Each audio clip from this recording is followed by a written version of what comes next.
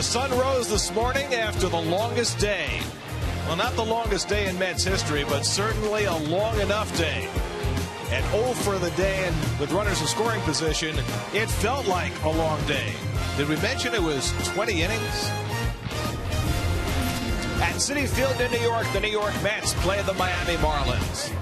And a pleasant good afternoon, everybody, and welcome to Citi Field. I'm Gary Cohen. Ron Darling joins me in just a moment as the Mets wrap up their rain-abbreviated two-game series against the Miami Marlins. Mets and Marlins got rained out Friday night, but they got better than 2 for the price of 1 yesterday. 20 innings, time for the fourth longest game in Mets history, with the Marlins winning 2-1. The Mets had a chance to win it in the 12th inning, but a marvelous play by Marcell Ozuna, a late start from third by Daniel Murphy, and despite his best efforts crashing Rob Brantley at the plate, the Mets were turned aside, and that was the story all day long. Sean Markham pressed into service in relief, and he threw the longest relief outing for the Mets in 39 years. 8 innings. The first 7, he held them scoreless. In fact, retired 16 in a row. But then, in the 20th inning, Danny Echeverria finally broke the 1-1 tie with an RBI single, and the Marlins had themselves a lead as Placido Polanco came home to score to make it 2-1. And then Steve Cishek came out and set down the Mets in the bottom of the 20th inning. And the Mets had their 4th loss in history of 20 innings or more. That ties for the most of any franchise. And it was a beleaguered group of Mets who finished off that game yesterday. 0 for 19 with runners in scoring position. Almost incomprehensible. 22 runners left on base as the Mets fell to the Marlins for the 7th time in 10 tries this year. A Marlins team that only has 10 other wins this year. As a team, how do you possibly recover from all that? Well, you saw the faces there, a state of shock, and that state of shock really comes from how they've performed at home now. Their last 19 games now, the Mets offense is only hitting 200.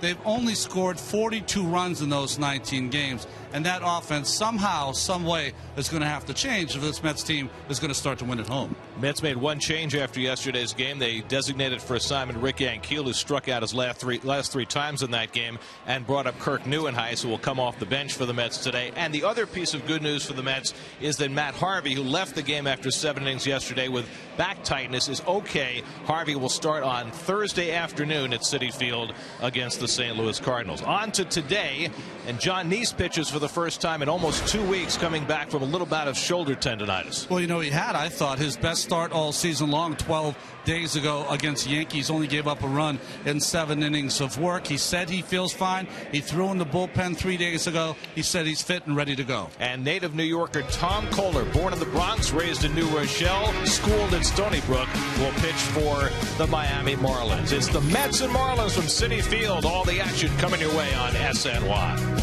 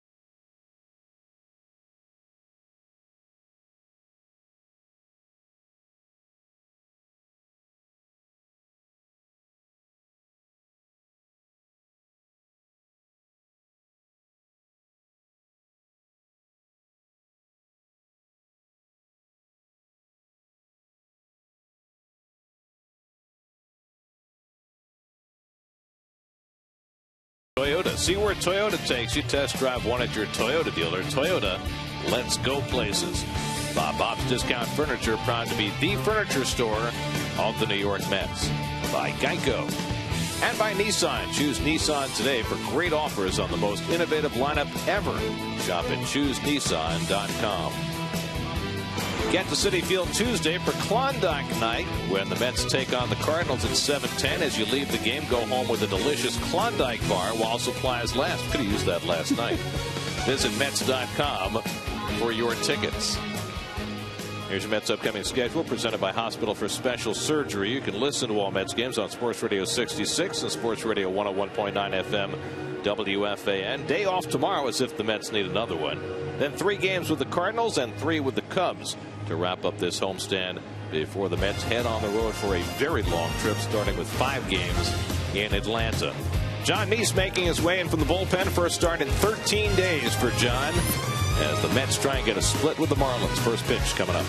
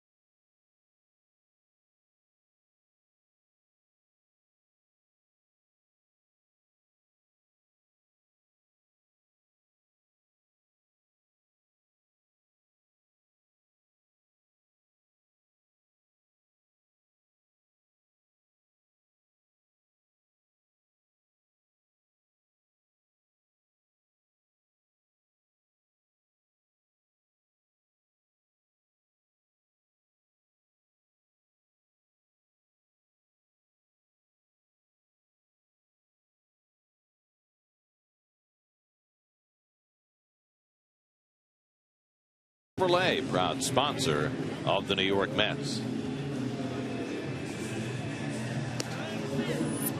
Here's your Hyundai starting lineup for the Marlins. A lot of folks who played yesterday getting the day off today, but not 35-year-old Juan Pierre. He's in there again. Notable by his presence today, Logan Morrison, his season debut, coming off major knee surgery last September. Morrison called up from Double-A today with Casey Kochman ailing a little bit after yesterday's game. Morrison makes his first appearance of the year, and he'll face a left-hander in John Neese. Well, you see the Jaguar numbers for John Neese this year, but he really wants to continue how he pitched in the 3 starts prior to today. 3 earned runs in those 3 starts with that great start against the Yankees in his last. And behind John, the Lexus Mets defense, Baxter and Valdespin are in there this Sunday afternoon. Lagares in the middle. Right, Quintanilla, Murphy, and Davis the same infield, with Anthony Recker, of course, having the catch today after the 20 innings. A yeoman effort by John Buck yesterday. If there's anybody who is guaranteed a complete day off today, it is John Buck. Not often he can catch 20 innings. Rob Brantley did the same for the Marlins, but he's 10 years younger. First pitch of the day by Neese is up and into Juan Pierre, and we are back underway Pierre 1 for 5 yesterday at .237 for the year. It is certainly ironic that Nice was pitching the best baseball of his season when he had to be shut down for a start with some shoulder tendonitis. He threw his bullpen session in Washington on Wednesday, preparatory to what he thought was going to be a start yesterday. Ended up being pushed back a day because of the rainouts. And here he is 13 days after his last start against the Yankees. Well, what usually happens for a person who lives in the bottom of the strike zone, when you've been off for 12 days, you're a little strong. Usually early, the ball will be up in the strike zone. Pierre pops it foul. Cutter from Nice, and it's 2-2. Ed Lucas and Derek Dietrich to follow for the Marlins, who've won 17 games this year, 10 against the rest of the world, and 7 against your New York Mets, who are 3-7 against the Marlins this season. Mike Redmond's team has found the formula against the Mets, whom they swept last weekend in Miami. 2-2 from Nice, and Pierre fouls that away. 92 from Nice. I haven't taken math in a long time. Is that around the 40% mark? 41%. Oh, geez. In Major League history, the highest percentage of wins coming against one team in a season is 37%, but you got to go back to 1886 for that, as Pierre chases the cutter and he strikes out the first man to face him. Well, good pitching by John. This is something you usually don't see by Juan Pierre, guy that going out of the strike zone, but nasty late movement by John. So 1 out and nobody on. Now Ed Lucas, who played first base yesterday, playing third base today, 1 for 8 in yesterday's marathon. Just his 7th major league start for the 31-year-old rookie, and he takes a strike on the outside edge. For the Marlins yesterday, the 20-inning game matched their longest in their history. They had played a 20-inning game against the Cardinals, who always seem to be involved in these, back in 2003. It's a nasty cutter from Nice, and it's 0-2. He's got great movement on that early. I mean, this ball is biting. Starts inside corner, ends up below the knee. Quickly ahead 0-2. And the curveball struck him out. So Nice with back-to-back strikeouts to start the day. All is well. Well, this is the pitch that I would like to see him throw more. I just think his curveball is such a weapon. If he throws it early and often, it's something that can only help his game. So 2 up and 2 set aside, and now Derek Dietrich, who went 1 for 8 in yesterday's game, also made the snag in the 9th inning that kept the Mets from winning in regulation.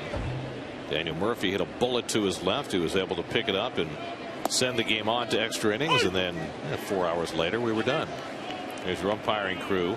Dan Bellino, the youngest of the crew, has the plate today. Mike DeMuro at first, Ted Barrett, the crew chief, at second, and Alfonso Marquez, off his 20-inning stint behind the plate yesterday, is at third. And we can't say enough. What a great effort by Marquez yesterday. We had that great shot of him adjusting his equipment, stretching in about the 17th or 18th inning, and my vote for the gamer umpire of the week. Here's the 0-2, and he strikes out the side in the opening inning. A spectacular return to the mound for John Nice after 12 days away. 3 strikeouts in the opening inning, sending the Mets to the plate against native New Yorker Tom Kohler with no score.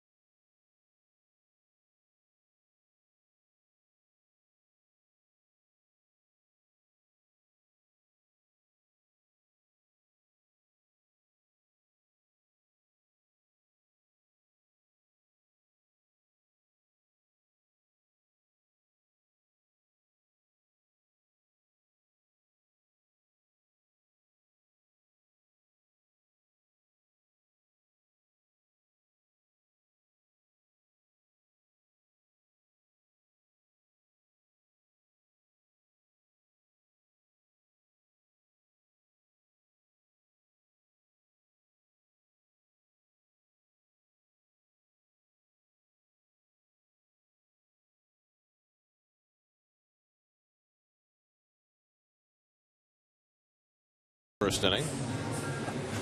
You know, after 20 innings, we saw in our open the dumbstruck look on everyone's face after the game. It wasn't that they lost, it's how they lost. There's a looseness to this club today. I was down on the field during batting practice. They were, you know, bantering back and forth, smile on their faces. They're trying to be upbeat today.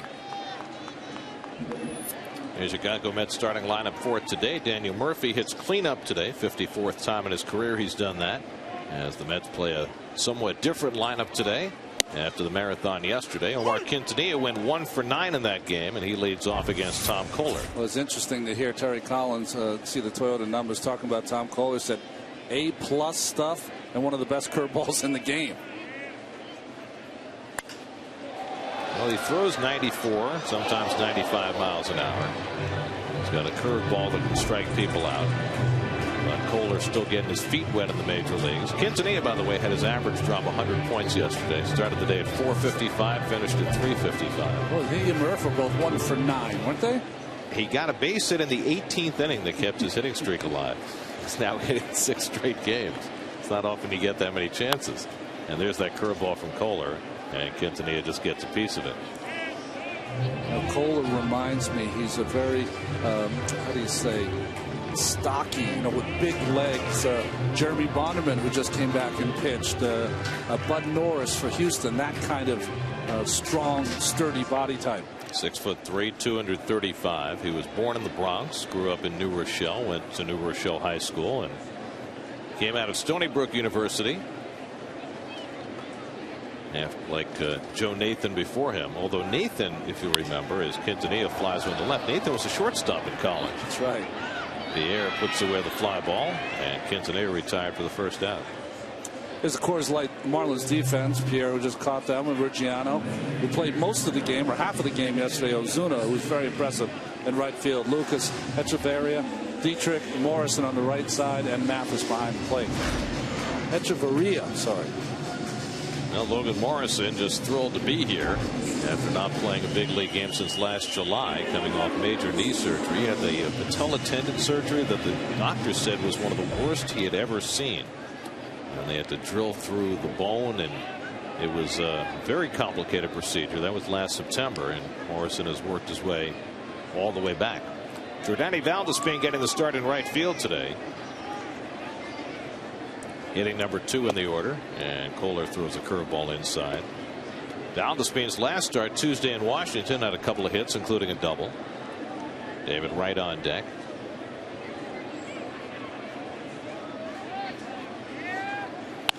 And Valdespin hooks one foul. The Mets saw Kohler earlier this year in relief in Miami. That was in the 15-inning game. It's pretty impressive, he right? was very impressive. Went 3 innings, struck out 5, allowed just 1 hit. So they've seen him before. He made a start against the Mets late last year, and he pitched 1 inning in relief here at Citi Field last season. Valdespin with a nice drag bunt. They'll never have a chance for him. So Valdespin gets aboard with a perfectly placed drag bunt. You know, Terry Collins was talking before the game. He said, I wanted to get Valdespin up at the top of the lineup. Going to hit him second so he can, you know, lay down some sacrifice bunts. Maybe bunt for a base hit. And true to his words, Valdespin with a perfect bunt. Doesn't even have to run hard at the end. Just get it past the pitcher, and you've usually got the job done. So Valdespin's board with 1 out. Now David Wright, who had base hits his last 3 at-bats in the game yesterday, after going 0 for his first 5. That'll save your day. David at 280 for the year. And Kohler comes up and in ball 1.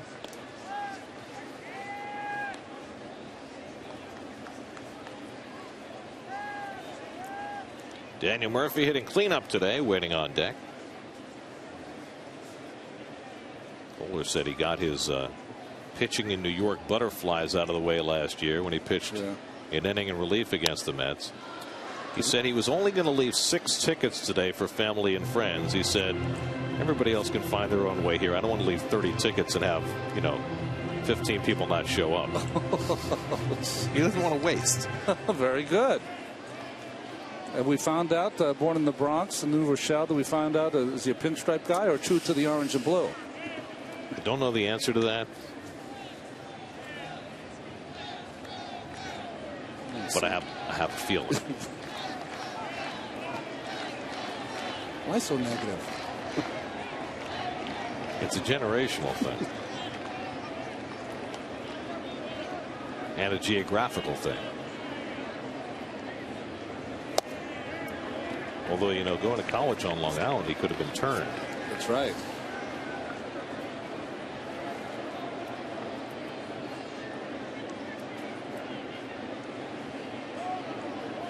Valdez with 4 steals and 6 tries.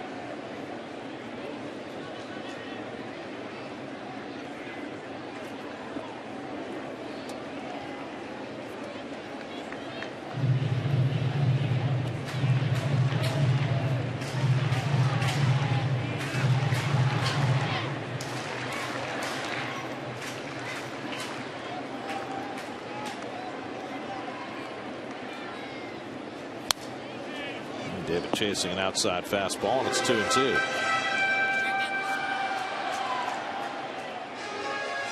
Fans at home, David turning around to talk to the umpire. He's just asking Dan Bellino, where was that pitch? Was that a strike? Because whatever answer he gets will let him know in future at bats whether he chases that pitch or not.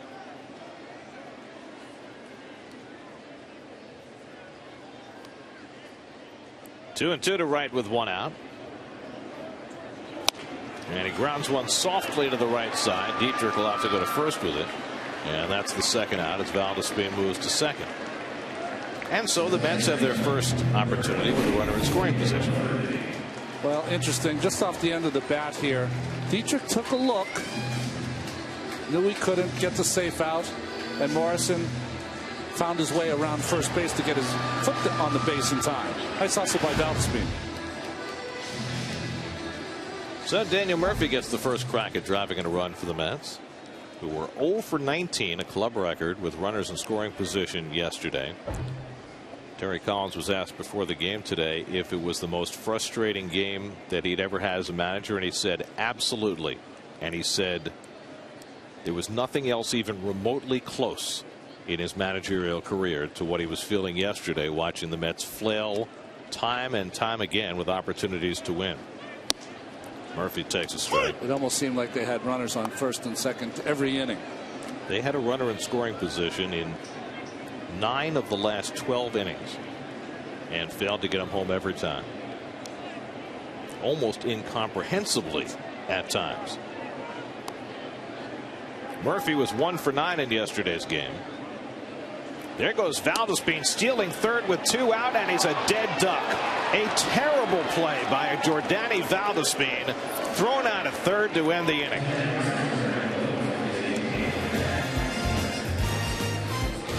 Talk about incomprehensibly. Is there a stop sign anywhere, please? Not even close.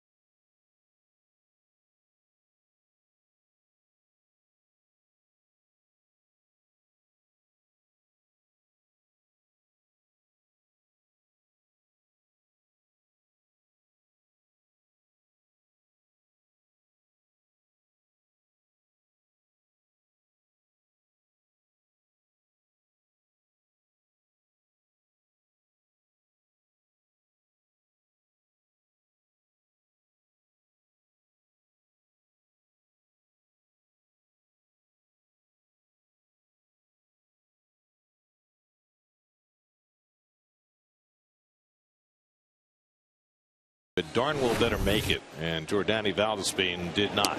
Well, for all you folks that have been clamoring for Valdespin to play every day, he gave you a reason why he's not playing every day. He's just such a wild card. You just don't know what he's going to do on the bases, and runs the Mets out of an inning. Marcell Ozuna takes inside 1-0. Ozuna had 3 hits in yesterday's game, 3 for 8, up to 328 on the year, and continues to impress in every fashion, including that terrific throw he made to the plate in the 12th inning yesterday to nail Daniel Murphy with the potential winning run, and he pulls one just foul. 2-1. I watched Ozuna in yesterday's ball game in the 20th inning go out in the bottom half after they had scored the run, and he sprinted from the dugout to his position in right field. It was really an interesting thing to see. Tells you his love for the game. Well, we were talking about this a little bit yesterday as a check swing foul ball. You know, you've got a downtrodden team in Miami. They've got the worst record in baseball even after beating the Mets 4 straight times now. And you've got a little youthful energy, which has got to go a long way just to keep the spirits intact on a team that has had so much trouble winning games. Well, you know what that happens, Gary. We saw it with Puig in Los Angeles. We're seeing it with Ozuna. You know, they're saying, I don't know what's going on here. You guys can have your heads down. I'm not going that way. And Ozuna's got himself a leadoff hit to start the 2nd inning. Interesting. He kind of pulled his hands in with this cutter inside. See how it's jamming him? But he pulls his hand off the bat and kind of clears that front hip to get that ball into the outfield. So now the first at bat of the season for Logan Morrison. Morrison feels like he's been around a long time, but he's only 25 years old. Missed the second half of last year after hitting just .230 in 93 games. He had 11 home runs last year. He was a first baseman for most of his minor league career, but when he came to the big leagues, there was no spot for him there, so he played mostly in the outfield. Now he is going to be a full-time first baseman once again. Well, Gabby Sanchez was the first baseman. Chris Coughlin was the left fielder. Coughlin hurt his knee in a game, and that's when Coughlin got his chance. Morrison got his chance. Morrison played 16 games on rehab, didn't hit much until the last few days. He was actually not expected to join the Marlins until tomorrow, but after the long game yesterday and Casey Kochman had a little bit of an oblique issue when the game was over, they decided to call him up for today. And he promptly falls behind him 3-0. Apparently the brass for the Miami Marlins met around the 8th, 9th inning when the game went into extras and said, we need a new body, fresh body.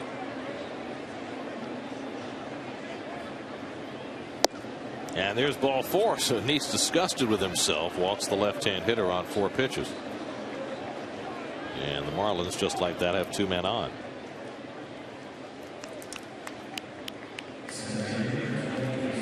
Now Justin Ruggiano getting the start in center field today. His playing time has dried up lately. He came off the bench in yesterday's game, went 1 for 5. Had a big year last year at age 30. He's hit home runs this year. He's got 8, but hitting just .210.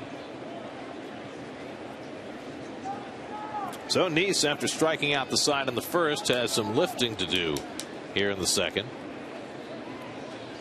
And he runs the cutter in on Ruggiano, and he held the swing 1-0. One of the hardest things, Gary, is when you've had this much time off, that first inning, your adrenaline is through the roof. After you sit down for an inning, you go out there, I'm telling you, you feel like you've pitched 8 innings. It's like all the energy's been sapped out of your body. You've got to fight that. Toward the middle of the diamond, Quintanilla with the glove flip to Murphy on the turn, and they turn 2. Beautifully done. Quintanilla getting it started with a pretty glove flip for the 6-4-3 double play. Well, Quintanilla knew the only way to turn 2 on Ruggiano here, that could not be an exchange to his bare hands. So he uses the glove. Nice job by Murph to stay with it and get enough on this throw to get Ruggiano. You know, when you watch middle infielders when they're at their best, it's almost like ballet. That's how pretty it is. In the glove, beautiful scoop over, and Murph going backwards almost, but getting enough on that throw. And able to protect himself against the hard charging Morrison as well. So 2 out and a runner at third. Here's Echeverria, who put an end to matters yesterday with his 20th inning base hit, the first 20th inning base hit of his career. And he hopes last. He was 3 for 7 in yesterday's game.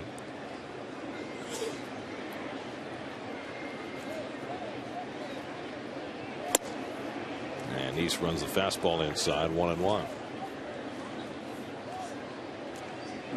Echeverria, to see Mathis on deck.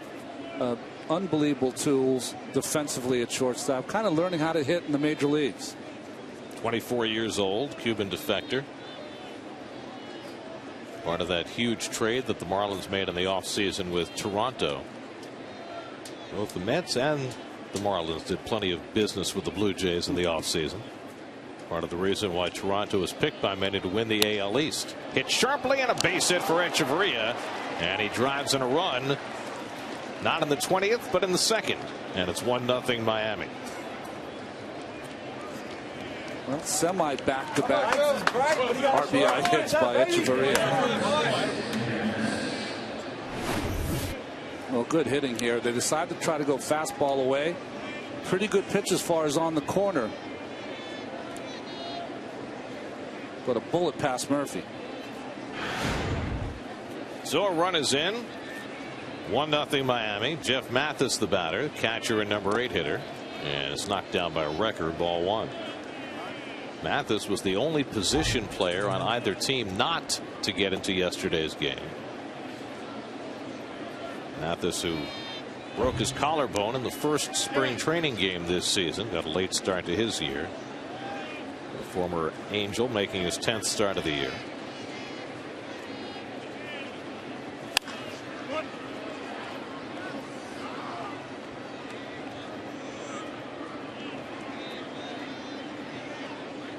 Now, Neese looked like he was on his way to squirming through trouble when he got that double play turn behind him, only to give up the 2-out hit to Echeverria for a run.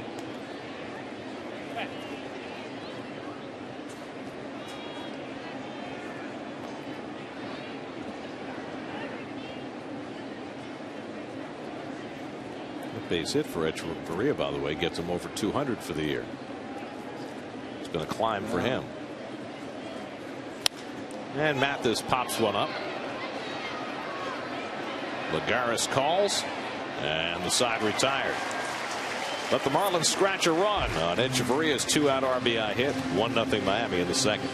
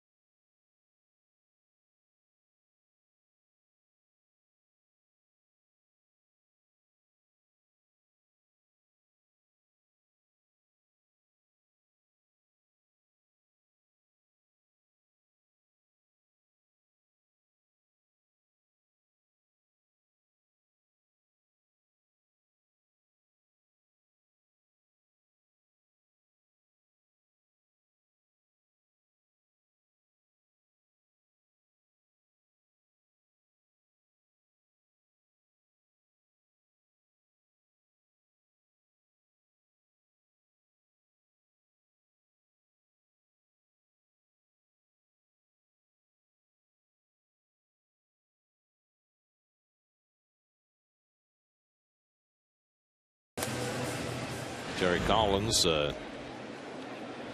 had to take Jordani Valdespin to task for trying to steal third with 2 out. Well, to do it in as gentle way as he can. It's interesting. He's leaning down to listen to Jordani. He's really saying, "What were you thinking?" Jordani's trying to explain, and then he's going to tell him, "Well, that's not good thinking." But it's you had to be tempted if you're Collins to have a Gil Hodges, Cleon Jones moment, didn't you? With that, I don't know, maybe for a wake-up call for everyone, not as much as it would be wake-up call for Jordani. Here's the part that interests me is Daniel Murphy, who was at the plate when Valdespin was thrown out, gets a fresh turn at bat to start the second. When a player does that, is he thinking, okay, it's 2 out, but I'm going to get such a huge jump, I'm going to steal third? Or is he not thinking at all and just forgetting that it's a terrible idea to try and steal third with 2 out? I think that he's a reactive kind of player, not a proactive player. He's the kind of guy that says, they're not holding me on, I'm just going to take third base. Well, the reason they're not holding you on is because there's 2 outs and you can't make the last out of third. So I think that's where the reasoning comes. Murphy hooks it down the right field line toward the corner, and it's out of here. Daniel Murphy with his 5th home run of the year, and the Mets tied the game at 1.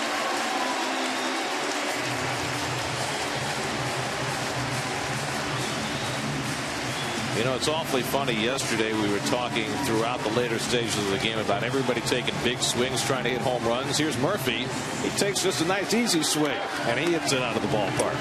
Well, the Mets been looking for that run for 18 innings as Murph I think hit a curveball, that good curveball by Kohler, and kind of one-handed it out of the ballpark. No, just a fastball that Murph kind of got out in front of, got it on the good part of the bat. 5 home runs now for Murphy, and the Mets get even.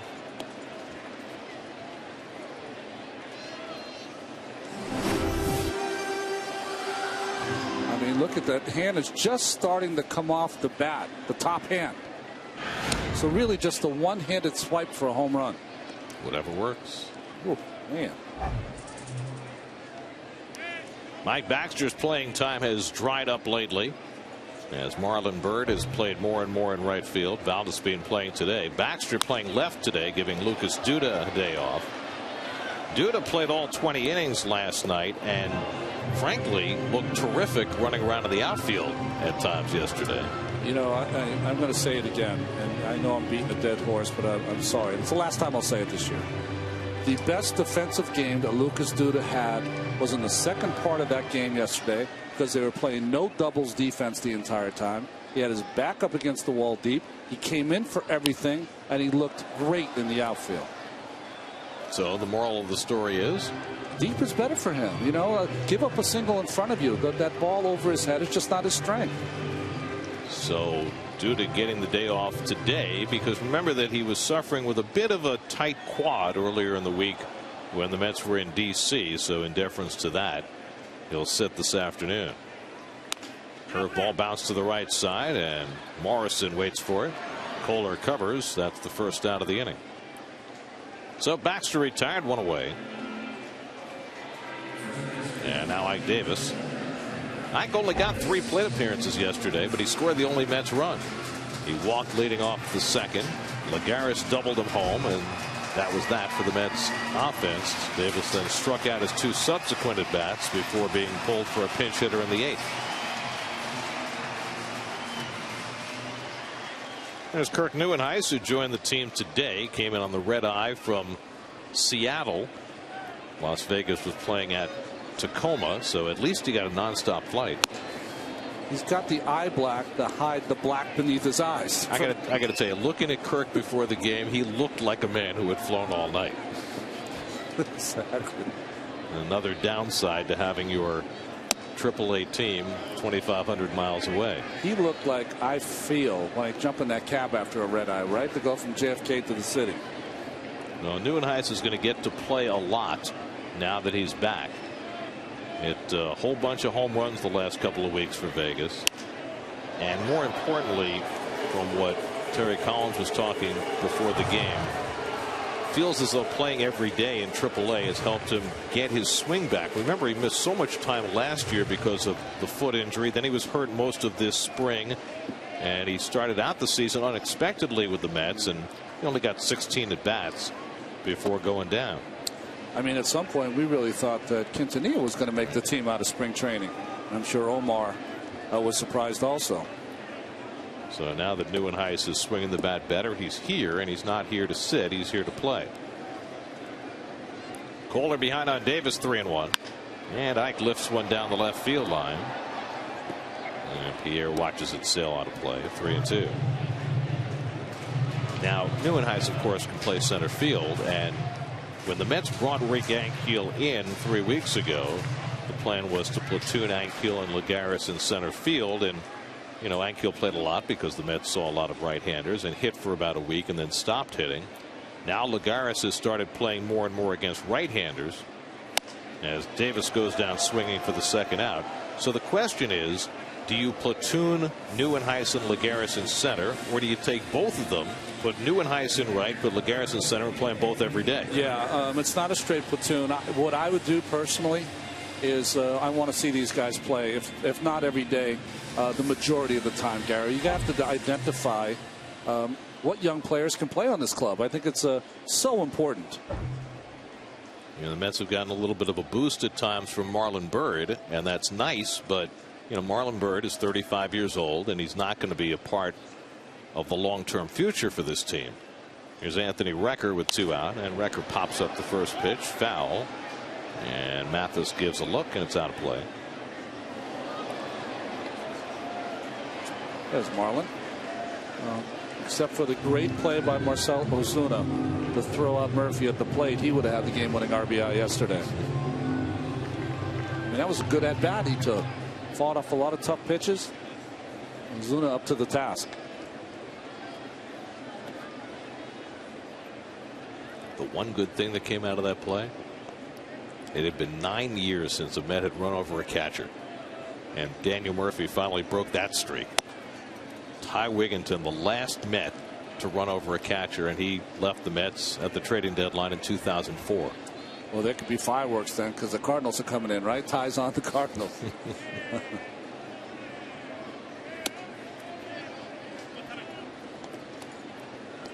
Recker got a start in Washington on Wednesday and had his best offensive game to date. A couple of hits, 3 RBIs. Lagares sitting 8th in the order, would be next. Tom Kohler making his 6th start of the year. Misses outside to Recker, and he's behind for the 2nd time in a row, 3-1. What's interesting about Kohler is that if you look at his numbers, pretty good fastball here. Home plate umpire doing know with a real tight strike zone so far. When you look at Kohler's numbers when he was at Stony Brook, they don't jump out at you. So he's one of those guys, probably like a little bit like Bobby Parnell, that didn't have the crazy great numbers in college, but you had to love his arm. Started out this year in AAA, made 3 starts for New Orleans, pitched great, and got called up first to work out of the bullpen, and more recently as a starter. 3-2 to Recker, and he pops it up. Ozuna waiting for it. Side retired. That was the keynote of yesterday's game, wasn't it? Pops it up. Now, Daniel Murphy didn't pop it up. He popped it out. Murphy's 5th home run of the year. Ties the game at 1 as we go to the 3rd.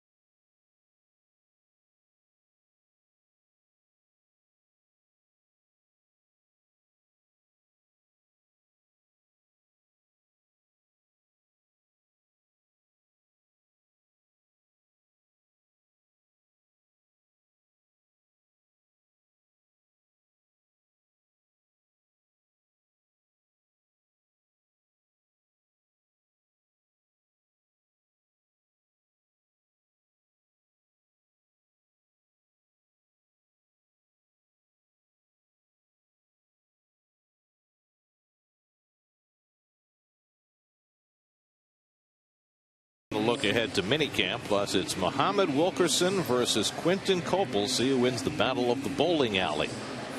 Jets Nation, new episode tonight at 7, only on SNY.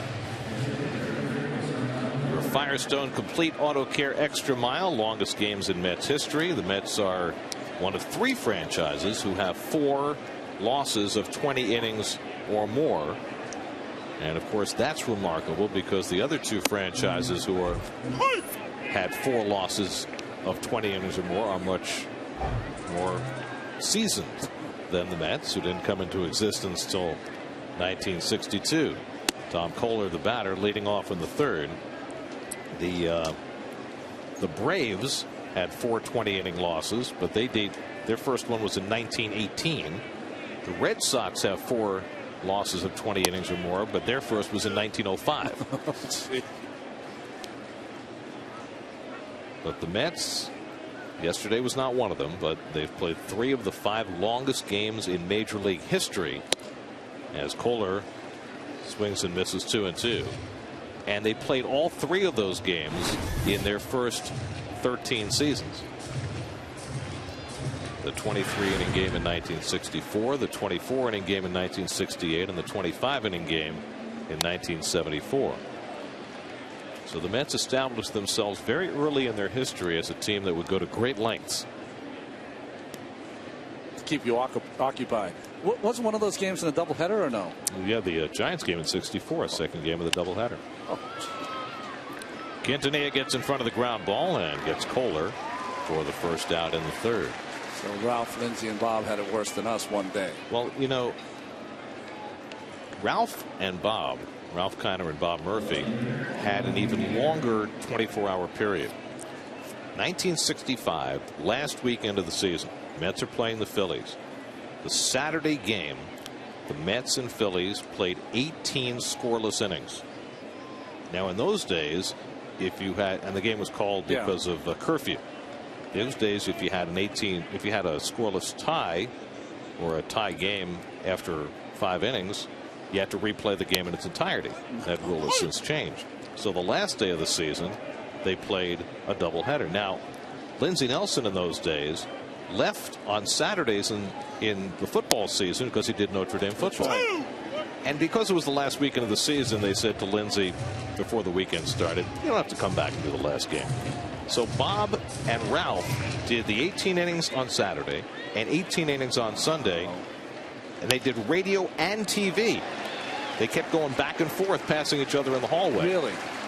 36 innings. Solo. 1 on radio, 1 on TV. In 24 hours. Now that's a marathon. Wow.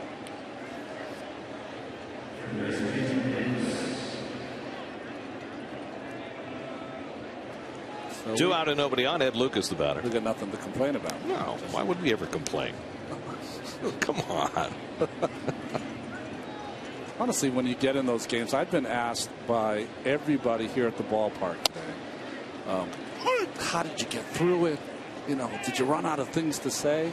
And it's funny, when you get in those games, you really get up for it. It's almost like there was so many different kind of lines of stories we had going, from the Markham and Slowey matchup late to guys like Quintanilla extending his hitting streak with a hit in the 18th. There's just so much that kind of happens through the course of the game that it becomes more interesting up here. Well, as our buddy Rich Waltz, who does Marlins TV, said, there were 4 quality starts in the game yesterday. That's right. That's right. Harvey and Markham for the Mets and Fernandez and Slowey for the Marlins. 561, right? That's the final pitch count. And as Terry Collins pointed out, Sean Markham threw more pitches than Matt Harvey, and that's why Harvey's going to pitch Thursday and Markham's going to pitch Friday rather than the other way around. But you have to give all sorts of credit to Markham, who was not expected to pitch at all yesterday and wound up going 8. Fly ball out to left center, and Lagares eases over. That retires Ed Lucas, and John Neese has himself a 1-2-3 inning. Middle of the 3rd at Citi Field in a 1-1 game.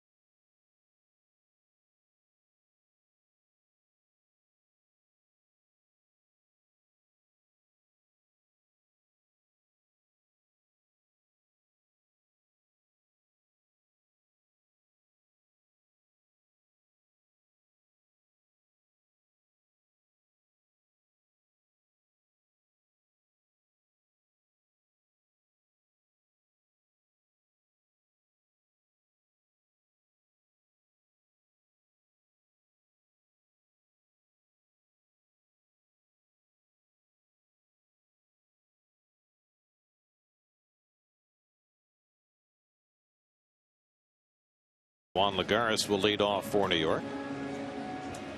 Lagares had himself quite a game yesterday. Not only drove in the only Mets run, but he had 2 outfield assists. Threw out a runner at the plate and threw out a runner at third. And the more he's gotten to play over the last week, the more comfortable he's looked at the plate. Looked comfortable in the field from day one. This will be the 16th start for Lagares today. Hitting 8th in the order against Kohler, and he takes a fastball for a strike.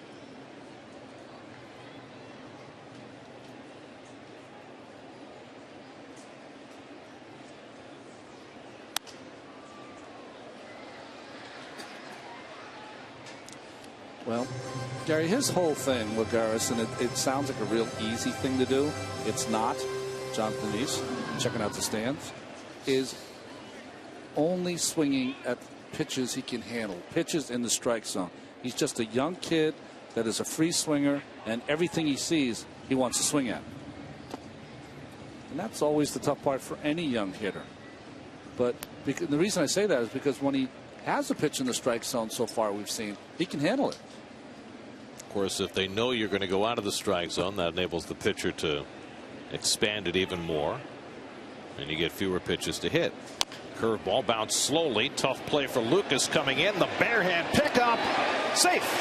Lagares beats it for an infield hit. Nice effort by Lucas. Lagares just too quick. Well, what happens when you're at third base, see that big swing, it keeps you back on your heels for a second. Then he came in, and the one thing that Lucas does a little different, Lagares' speed is safe. You see how he's almost, his body or momentum is going like to foul territory when he made the throw. David Wright, who makes that play better than anyone, has his momentum going to first base. That's the difference. So the Mets have a leadoff base runner in the third, and John Neese will go up there to try and bunt him over. Let's check in with Kevin Burkhardt. Kevin. Guys, first I want to go back to last night when I was complaining that there was no creamer for the coffee. The fine folks at Aramark have brought down a whole plate today, so I shouldn't run out. Very nice of them. Will it stay cold till the 20th inning, though? I don't know, but I've learned a valuable lesson. If I complain on air, I get things. That's very good. That may be dangerous, too. You know, I did want to talk, though, about that great play last night in the 12th. The Marcell Ozuna throw to nail Murphy at the plate off the bird. Fly ball there. Just an amazing play by Ozuna. And I was talking to Murphy today and Brantley, the catcher, who absorbed that big time hit and held on to the ball for the out, getting both their perspectives on the play as Neese squares and takes it high. You know, Murphy said, first of all, for us, it's a contact play. So I was going on contact and I jumped. Obviously, it's in the air, and that's when I had to go back and kind of get restarted again. Once I got started, knowing the situation, knowing it wasn't that deep in Ozuna's arm, I kind of figured from that moment I'd have to run into him and try to run him over. And then once the ball got there, I had no other way. I've actually never had a collision like that ever playing baseball. It's the first time I've ever done it. A little surprised he held on to the ball, and he did give him a pretty good shot, too. I talked to Rob Brantley, the catcher, on the other end of that, and he was so fired up about the whole day, saying, you know, it's the most fun I've had since I've been a major leaguer. I was so locked in the whole day. I really enjoyed it. He said, you know, for Murphy, it's a totally clean play. He had no problem with it. He said, I've always been taught kind of expect the collision at any time, so I was expecting it. However, you're supposed to kind of roll with the hit. I didn't, and Brantley said, guys, he owned me. But he was actually laughing about it today. He said it's a clean play and had no issue with it whatsoever. Of course he had fun. He caught 20 innings. He had 4 hits. Exactly. He's 23 years old. Probably wanted to play today. Meanwhile, Neese with a 3-1 advantage here. Let's see if the bunt is on. He's already tried one Butcher Boy during the at-bat. And he lays off and takes a strike. 3-2. What is going on? 3-1 count. You don't take that pitch. You try to get the bunt down. Kohler's fallen behind 3-1 on 3 of the last 4 hitters. Let's see what Terry asks for on 3-2. And he takes it high, ball 4. So the Mets get the first 2 men on. An infield hit and then a walk to the pitcher. First walk given up by Kohler. You know, the Mets. He said that in his plan all the way. He did. The Mets are such. Yeah, right. He knew what he was doing. Mets are so starved for runs. I'd bunt Quintanilla here. You know that? Just get some men in scoring position where you don't need to hit to score a runner.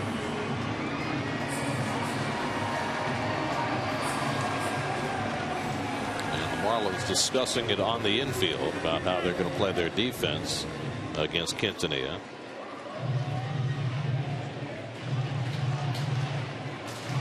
Lagares at second, Nice at first with nobody out. You can see they're shifted around. Echeverria's keeping close tabs on the runner. Lagares at second, in on the corners. Pinching from third base is Lucas. Well, they're fully expecting the bunt. Might be a good time for Quintanilla to swing away.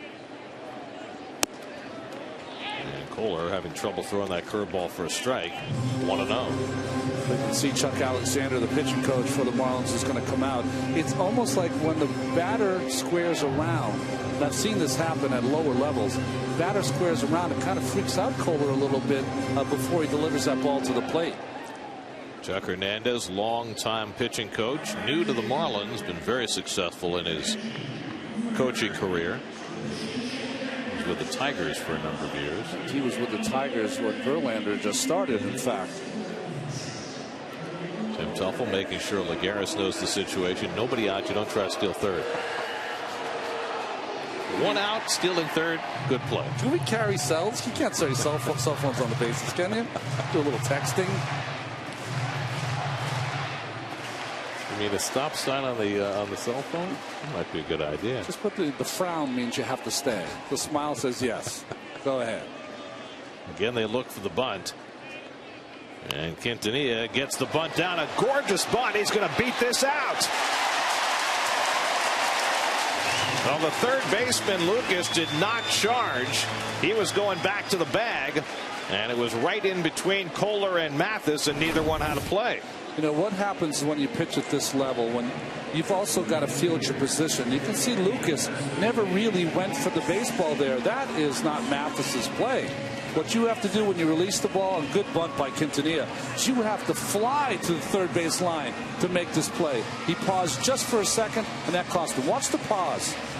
Just pauses, doesn't go after it, comes straight in and then to the ball. That angle has to be straight from the mound to the baseball to make that play. Ronnie, you know what that was? That was the Mets' first hit with a runner in scoring position in this series. That's the good news. Bases loaded, nobody out. And Valdespin at the plate. Already has a grand slam this year. And a bunt single his first time up today. And all of a sudden, Kohler's curveball is nowhere near where he wants it. What I meant by the good news is that, okay, we've got plan A. We've got a hit with runners in scoring position. Now we're going to work on scoring somebody with a hit. It's a process. Baby steps. Bases loaded, nobody out. And Valdespin with a chance to do some big damage with the game tied at 1 in the third. And Giordani takes the breaking ball low and in, and Kohler's behind 2-0. Lagares at third, he had an infield hit. Nice at second, he walked. Quintanilla at first, he was just trying to sacrifice and got himself a bunt single. David Wright on deck. So without the ball leaving the infield, the Mets have 3 runners aboard. And Tom Kohler in a pickle. Behind on Valdespin, 2-0. And it's popped up right near the mound. Lucas comes in, infield fly rule called. And there's the first out. So Valdespin got ahead 2-0, got a fastball and popped it up. 1 away.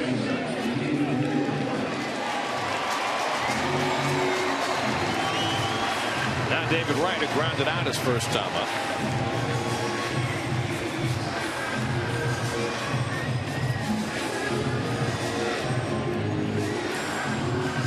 To me like it's been a long time since David hit a grand slam.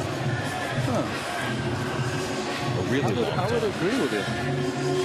I mean, the Mets went through a long period of time where they didn't hit one, almost a whole year or over a year. 2006 at Coors Field, the last time David hit a grand slam. He has 4 in his career.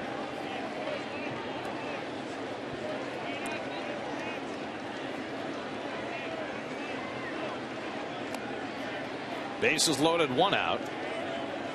And David watches wide, ball 1. Well, you say to yourself, you know, how do kids with this kind of stuff, this kind of arm, give up runs? Well, you get behind, and then the hitter knows you have to throw a fastball. You know you have to throw a fastball. And even more importantly, the hitter knows that you know that you have to throw one down the middle.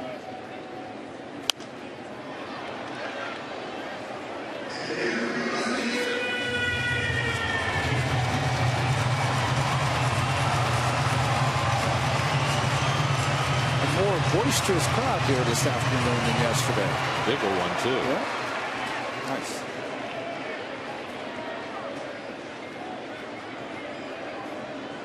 A lot of youth league baseball players. They were all parading on the field before the game. And right drives one to deep center field. Back goes Ruggiano. Can't get it. Lagares scores. Nice goes to third. He's being waved around. The throw comes to the plate. Not in time. It's a two-run double for David Wright. And the Mets go in front 3-1. There's your big hit.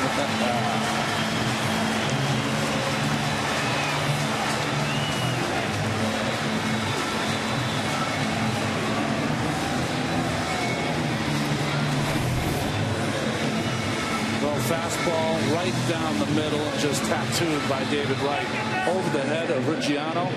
Lagares, of course, going to score easy. The bad read is by the pitcher Nice. Watch Nice on second base. He thinks it's going to be caught at some moment. I don't know why. He will score, but I think that Quintanilla would have scored also if he had read it a little better. Came very close to being a single and one RBI because of Nice's base running. Instead, it's a double and 2 runs driven in. Numbers 33 and 34 for Wright. 2 in scoring position for Murphy with still only 1 out. And he takes a curveball for a strike. Murphy hit his 5th home run of the year, hooking one down the right field line his first time up. Quintanilla now at third and Wright at second with 1 out. The infield back, they're ready to concede another run on a ground ball. Already down 2 runs in the 3rd inning.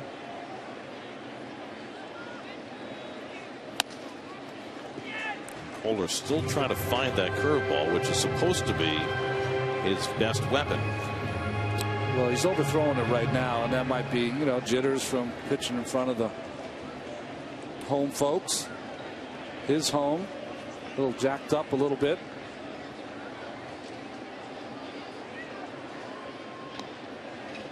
One and 1 to Murphy, and he gets that curve in for a strike. 1 and 2. Mets have gone 25 innings without scoring more than 1 run in an inning going back to Wednesday. They've got 2 on the board here in the 3rd and a chance for more.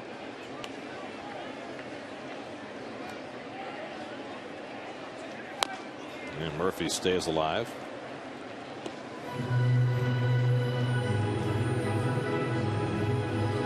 Murphy's done a good job getting runners in from third with less than 2 out. 5 out of 7 this year. Major League average is under 60%. Wright is now 9 of 13 after getting that run in a moment ago.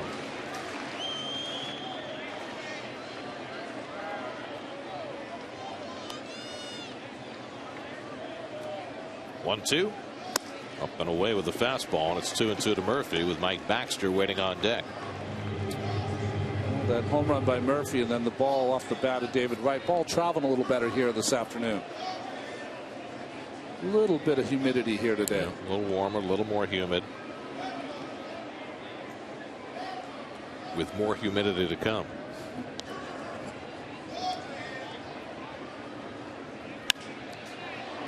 Murphy lifts one foul. That'll go out of play.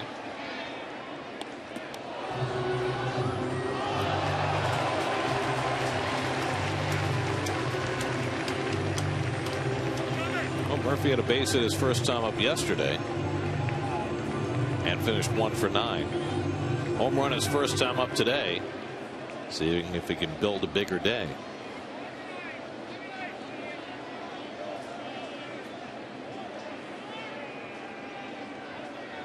Seventh pitch of the at bat coming from Kohler. And Murphy grounds one to second. That'll bring a run in. Dietrich throws him out, but Quintanilla scores, and it's 4-1 New York. Second RBI of the game for Murphy, is 28th of the year. That's how you do it. Nice at bat by Murph. Fouled off some tough pitches. Stayed in the at bat. Got himself a ground ball and an RBI. Nice going. Now Mike Baxter grounded out his first time up. So that with a runner at third and 2 out. We had a 2-out RBI hit here, and it's almost like a perfect inning.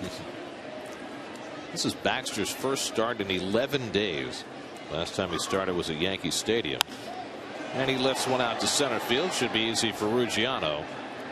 And that retires the side, but the Mets put up a 3 spot against Tom Kohler in the bottom of the 3rd. David Wright with a 2-run double to put the Mets in front. Wright with a long one to bring 2 across the plate. And the Mets lead 4-1 after 3.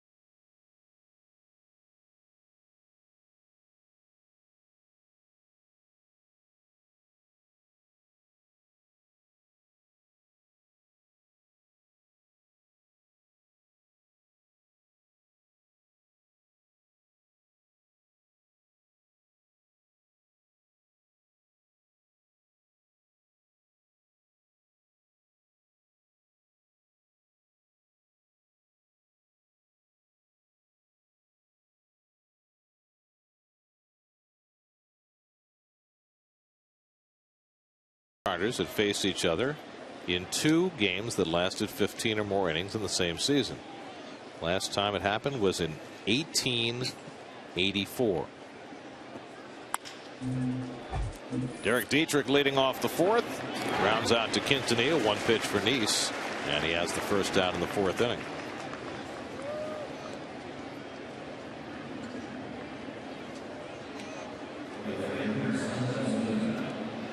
So the next time Harvey and Fernandez face off, and you know it's going to happen many more times in their career. Yeah. You might want to pack dinner. Yeah, right.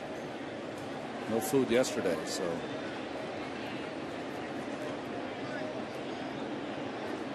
Here's Marcell Ozuna, who had a base hit to left and scored a run his first time up. And he takes inside ball 1. For you people who were listening yesterday, yes, I did get out of karaoke. Thank you very much. A lot of people were concerned about that. I frankly was just looking forward to hearing a tape. Yeah, because someone would have taped it, right?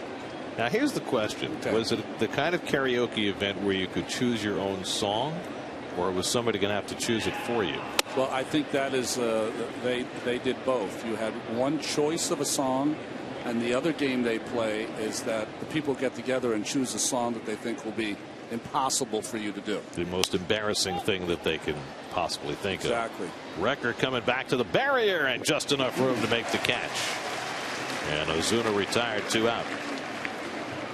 So when you had the free choice, which direction were you thinking about going? I'm a Springsteen guy if I have to go karaoke, because Thunder Road is a staple, mainly because I know all the words to the song, and that really helps, because that the words on the screen sometimes are a little slow. So knowing all the words is the key. I know you're a Brown Eyed Girl, Van Morrison guy. Thunder Road would be terrific. Yeah. Promised Land, you know, just about anything in the Springsteen collection up to Darkness. Oh, okay, then done. Now, you know, it might be difficult if they chose one of those Right, different Morrison. Chose one of those on Greetings from Asbury Park just because there are so many words. That's right. Hard to squeeze them all in. Morrison thrown out by Quintanilla. 1-2 3 inning for Nice.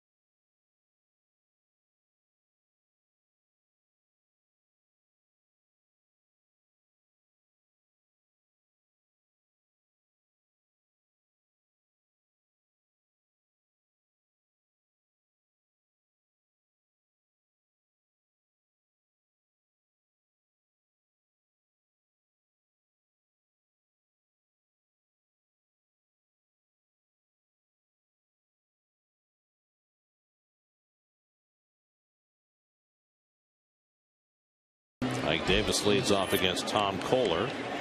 Davis struck out his first time up, and Ike takes it wide for ball one. I don't know if you agree, Gary. It really felt as though, oh, there's a young guy. Here, Dad, take the garbage. I'm trying to get to the hot dog. He wants another hot dog. Why not? Or maybe he just wants the box. Isn't that funny? Sometimes the box is the best toy. You put all of the stuff in there. Dad's on the phone. Leave it alone. Mom will take it. Nothing ever changes.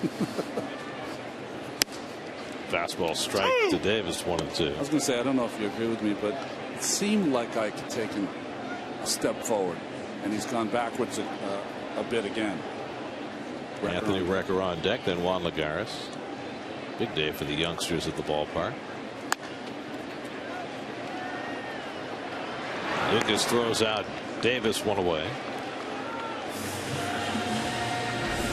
SNY Super Slow Motion brought to you by your Mercedes-Benz Tri-State dealers. Visit them on the web at searchmercedes.com.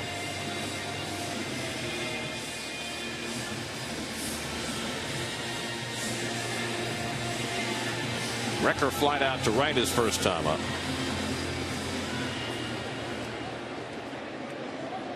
Well, the Mets with a couple of hits in that third inning with runners in scoring position to get them off the Schneid after a franchise record-setting 0 for 19 yesterday.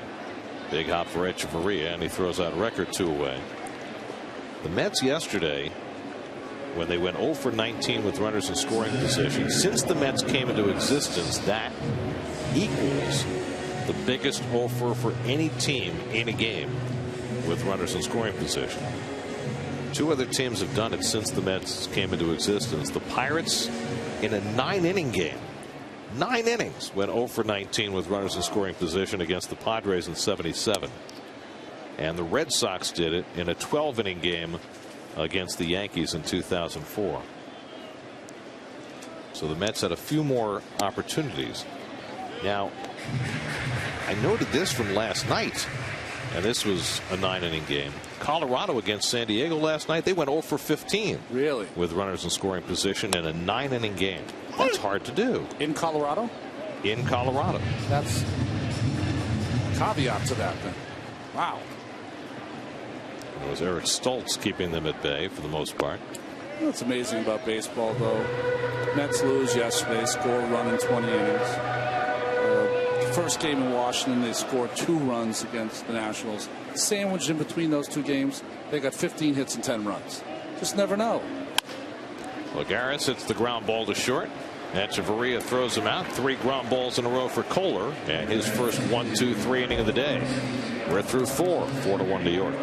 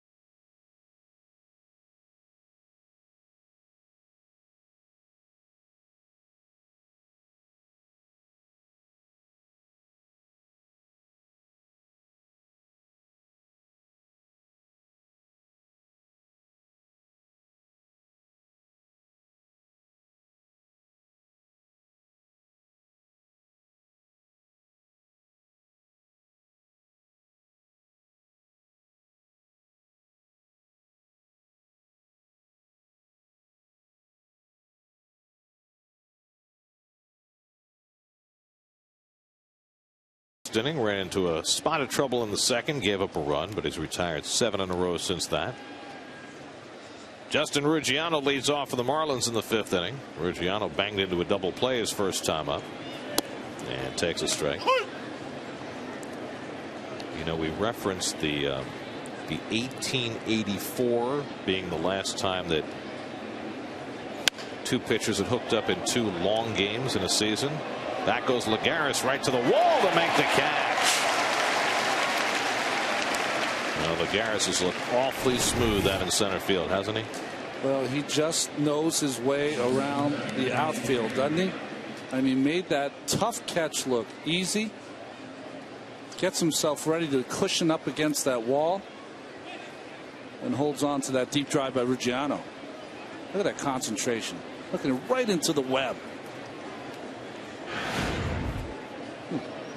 So 1 out and nobody on now with Danny Echeverria, who drove in the only Marlins run, tries to bunt his way on.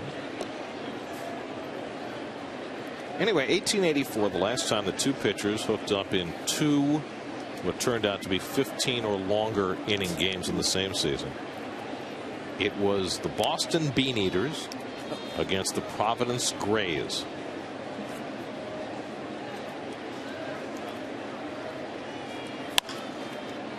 Line to right, and on comes Valdespin to make the sliding catch. 2 nice plays in the outfield for the Mets. 2 outs in the 5th. Well, the only way this play is made is you have to read it right off the bat, and it's just an incredible jump by Valdespin.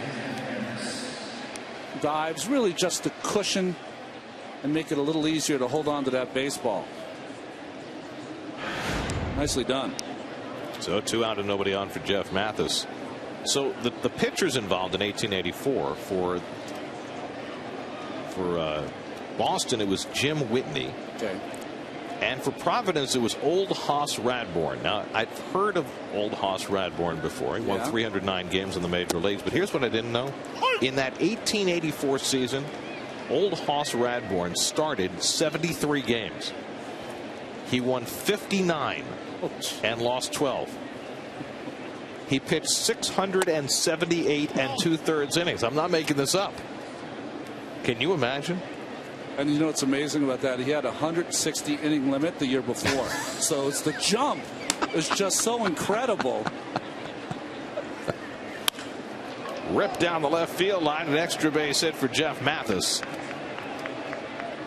Mathis, who was just 2 for 29 on the season, has his 3rd hit of the year, and all 3 have been for extra bases. Now, you have a better knowledge of the history of the game, but I think in the 1880s, they were still kind of, you know, it certainly wasn't the grunt and groan and throw it as hard as you can baseball of today. It kind of was, you know, you spun it up there a little bit. You know, there wasn't the exertion maybe that you put on throwing the baseball. Well, I'd have to find out for sure from somebody who's more expert about those days. But in the 1870s and maybe even into the 1880s, the hitter could request a certain kind of pitch, high or low. Mathis doesn't move off second. Kohler's thrown out to end the inning. Some odd base running. A double and 1 left on. We're halfway through. Mets 4, Marlins 1.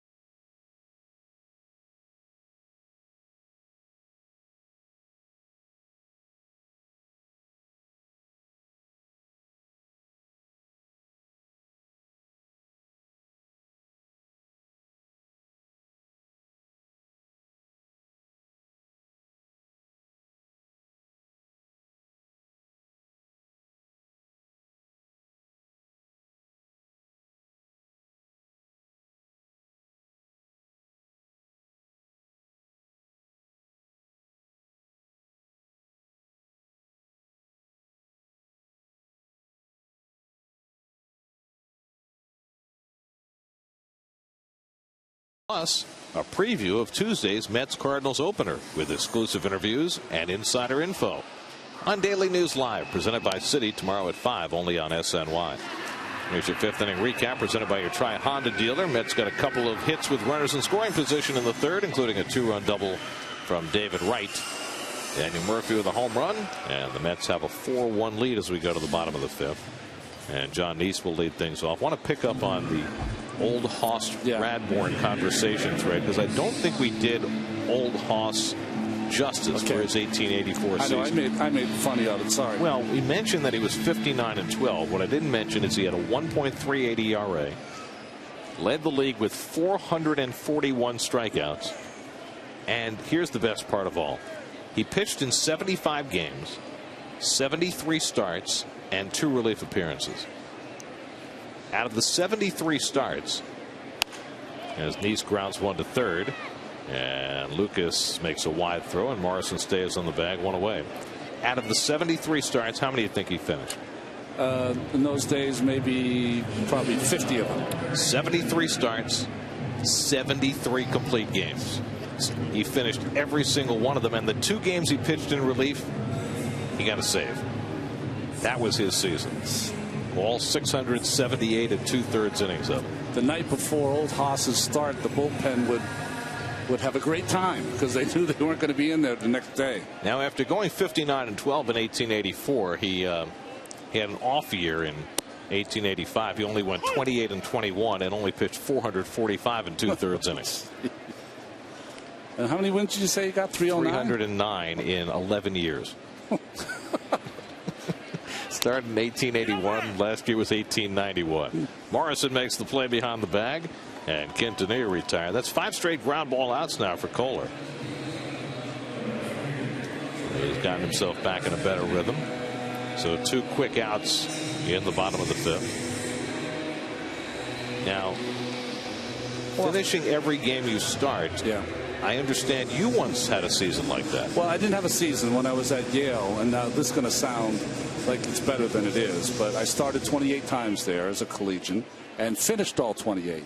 But the caveat is that we really didn't have any relief pitchers. We had doctors, future doctors, we had future lawyers, senators, future painters, senators, and maybe someday a president, but no relievers. Here's Valdespin taking a huge cut.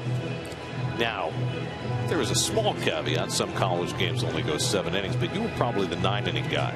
Because usually, just so people know, in Ivy League baseball, what is called the Eastern Intercollegiate Baseball League, you play a single game, 9 innings on Friday, and then a doubleheader, 2 7-inning games on Saturday. That's right. Yeah, no, I was the Friday night game or Friday afternoon game. Squirmed out to shortstop, and the running toss by Echeverria. 3 up and 3 down for the second straight inning for Kohler, who's retired 8 in a row. Mets lead 4-1 after 5.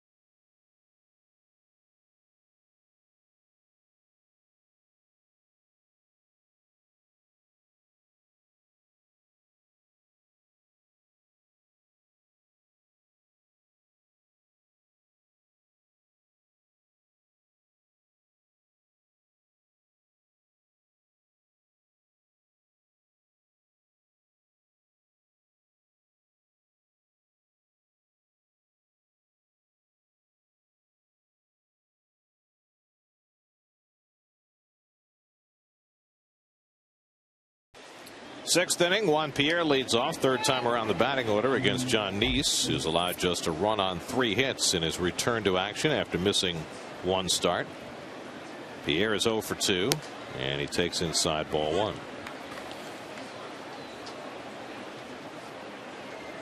Pierre has struck out and hit a comebacker 0 for 2. And a drag bunt attempt, fouled off, 1-1. Let's send downstairs to Kevin. All right, Gary, thanks. The Mets' 11th overall draft pick, Dominic Smith, is here today with his family. Clave, his father, Yvette, his mom. Yvette, born in Queens. She's got the New York thing down, so this is not a new experience. You feel like a New York veteran, don't you? Oh, yeah. Me and my mom been here quite a few times. My mom, like you said, was born out here, so this isn't anything new to me. Very, very savvy with the answer. Now, I watched you in batting practice. You did put one in the Modell's zone. Can you break down the swing? Did you have it all the way?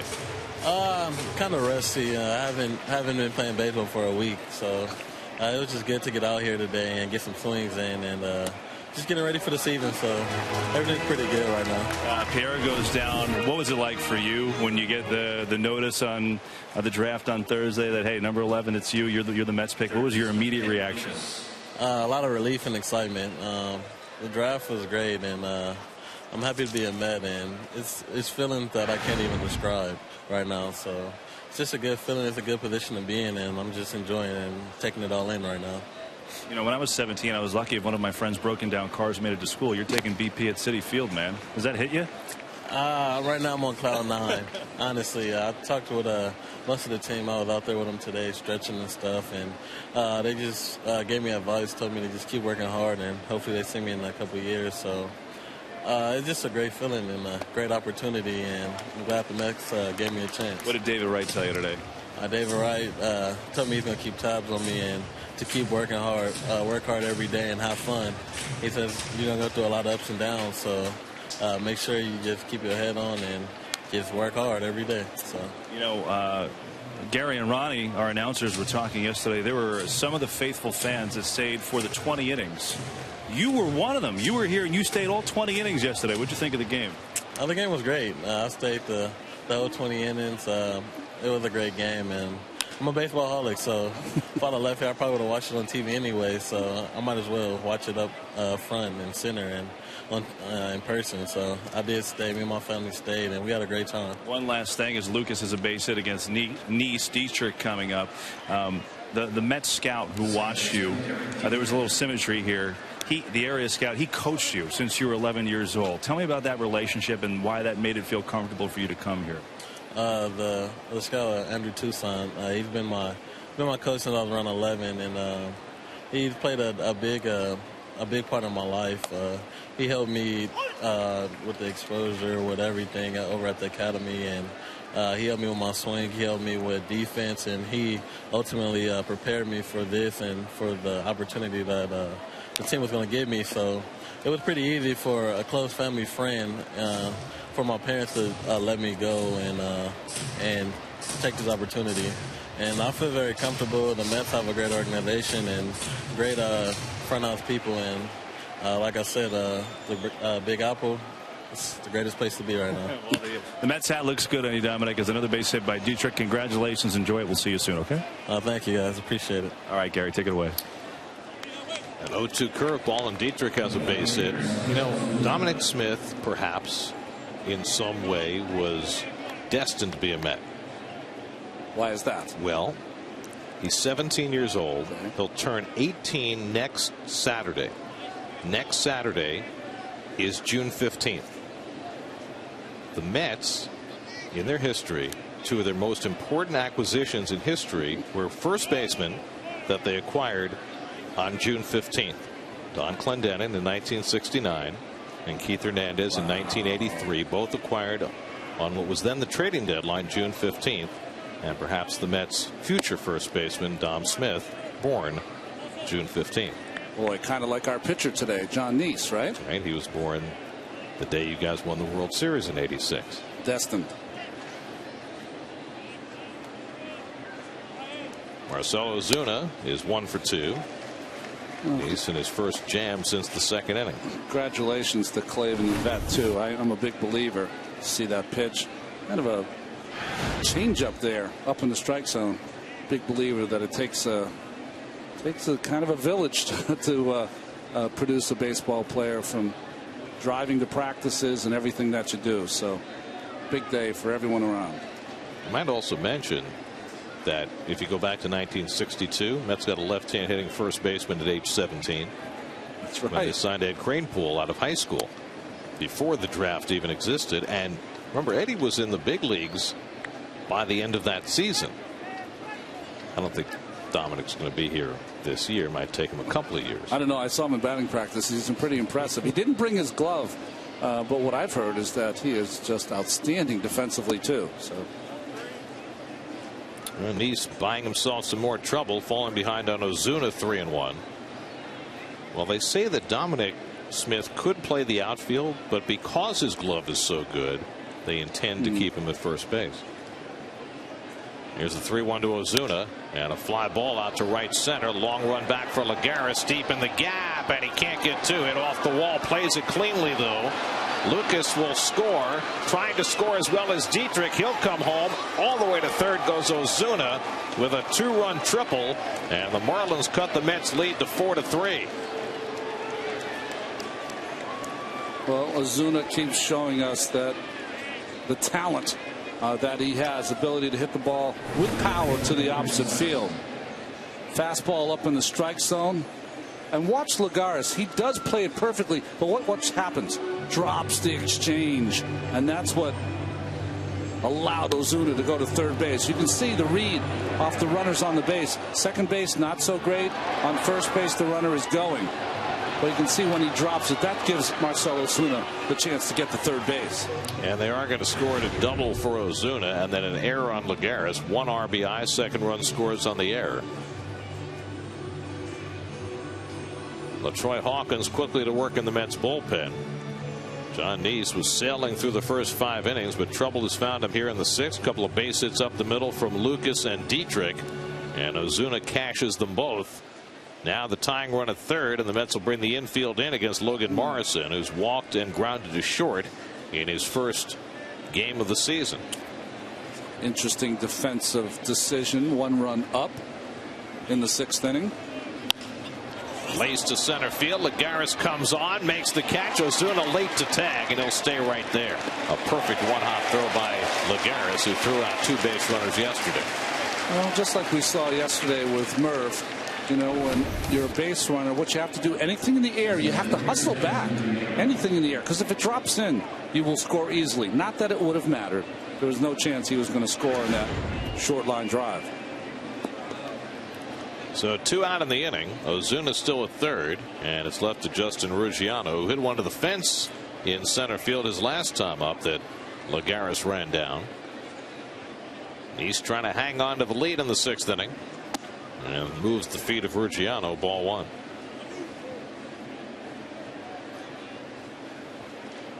We've seen a lot of cutters from John this afternoon. We've seen a lot of changeups. That's been his go-to pitch.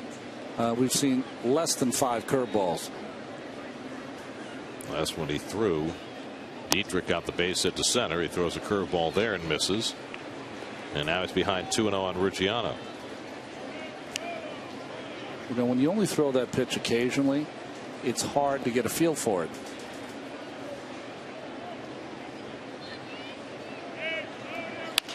Pulled down to third. Wright slides over to get it and throws out Ruggiano to end the inning.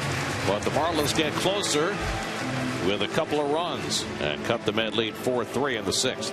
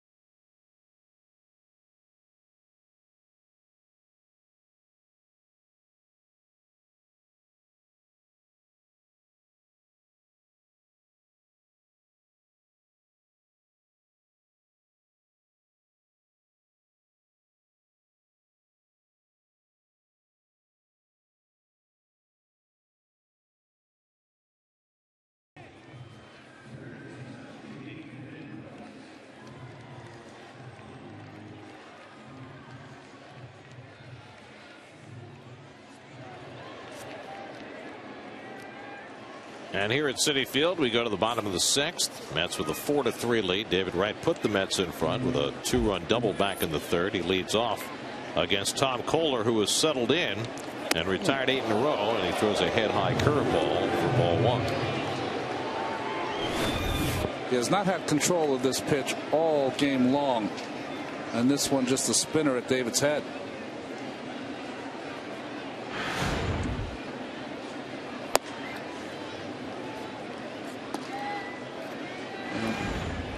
Between innings, you can see Neese and Record. A lot of times what happens for a pitcher, you'll come and say, hey, listen, where was that pitch? I thought it was a pretty good pitch. And usually your catcher will say it didn't have that good life, or it wasn't on the corner, caught a lot of the plate.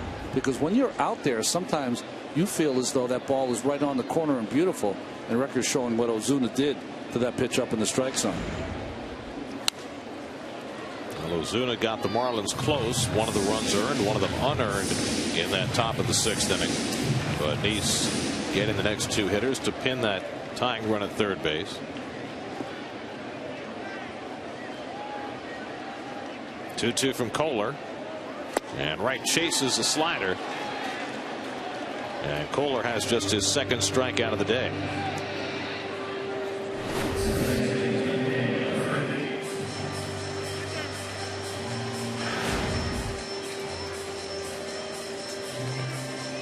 Let's check out our AT&T trivia question for today. Tom Seaver drafted twice prior to signing with the Mets, who picked him out of a hat in 1966. Which 2 teams drafted him? And it was complicated with Tom because he was signed illegally because his class at USC had already begun, and he had to be signed before the classes had started. And that's why the commissioner said that any team could participate in a lottery for Seaver. Well, now that was collegiately, so the other team that drafted him had to be after high school. Right. Okay, I got it.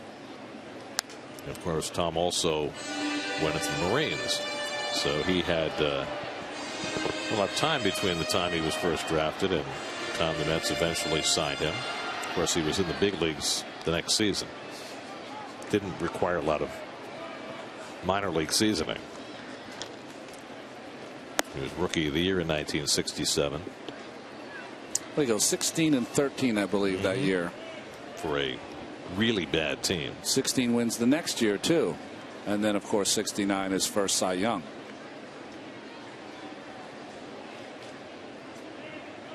Two to Murphy. And he bounces one toward the middle. Dietrich on the backhand, and the running toss on a hop skips by Morrison and goes into the dugout. So Murphy will get second base. They'll score in an infield hit for Murphy, but Dietrich hopping the throw by Morrison. So it's an error on Dietrich, allowing Murphy to get to second. Well, Dietrich trying to make that jump throw, but doesn't get much on. I think he was trying to one-hop it over there, but got it too close to Morrison. And Murphy, for the most part of yesterday and today, has really been just running over Marlins. Now, Morrison put himself in harm's way as he reached for that ball.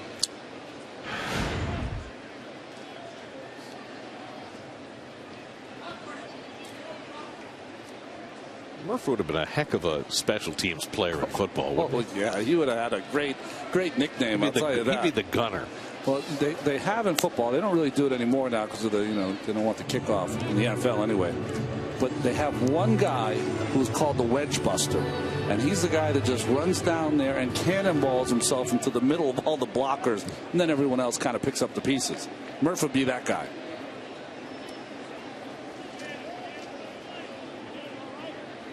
Baxter's 0 for 2 today, and Mike pops one up.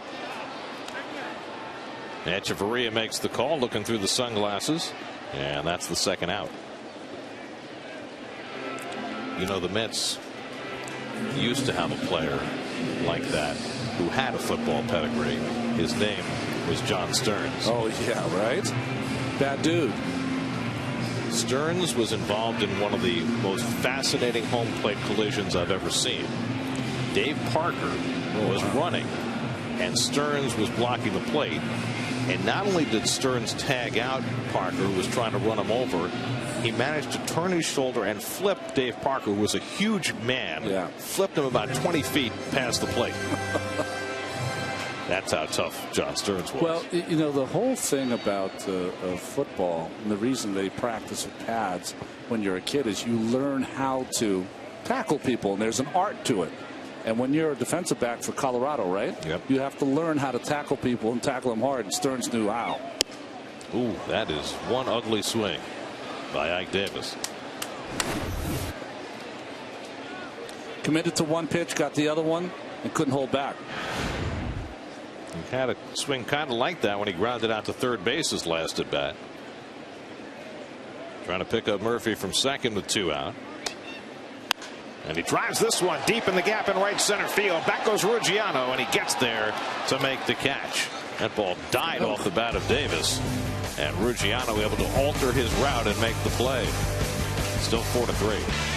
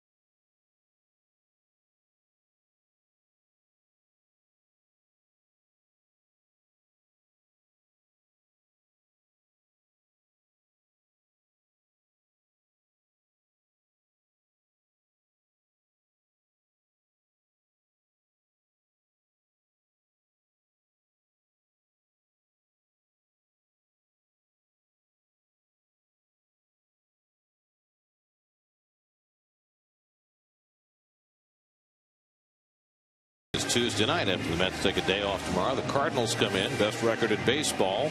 6 o'clock the coverage Tuesday night on SNY, and the Mets will get their first regular season look at Michael Wacha, the latest of the St. Louis pitching prodigies. Your City Probables, Jeremy Hefner, Dylan G, and Matt Harvey pitch in that series. Harvey and Wainwright matchup Thursday afternoon. How about those three? Wacha, Miller, and Wainwright. Miller, the hardest thrower of the bunch. Echeverria singled in a run in the second, lined out to right in the fifth. Lower third of the order for the Marlins, so they've got the bullpen up, down by a run. Mathis on deck in the pitcher's spot behind him. And Neese moves the feet of Echeverria, 2-1. John has kept his pitch count relatively low, but he hit a bit of a wall in the 6th inning, gave up 3 straight hits and 2 runs, one of them unearned. And now nursing a 1-run lead into the 7th. Rounded down to third. Tough hop for Wright to handle flawlessly, and Ike off the bag to make the tag on Echeverria. 1 out. Well, nice play on both sides of the diamond. There was nothing for David to do. He had to take that on the in-between hop, cradles it, makes the throw, which kind of sails on him, and Ike comes off the bag and applies the tag. Very nice. Echeverria, either you have to slide, run through that tag, but don't shy away from it. Well, we've seen 2 instances. You know, the lower leagues where they have the extra first base in foul territory. I wonder if that'll ever be considered. Would it be too tough for the umpires to make the call? Maybe, but one thing that happened when he shied away, you see how his foot hit the outside of the bag? You can get hurt that way. You know, they used to say to you, when you get into the heat of battle, it's the one guy who kind of shies away is the one who's going to end up getting hurt. Full bore is the best way to go.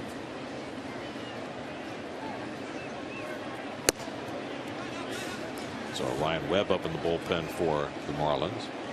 Jeff Mathis ripped a double to left field his last time up. Scott Rice ready in the Mets bullpen.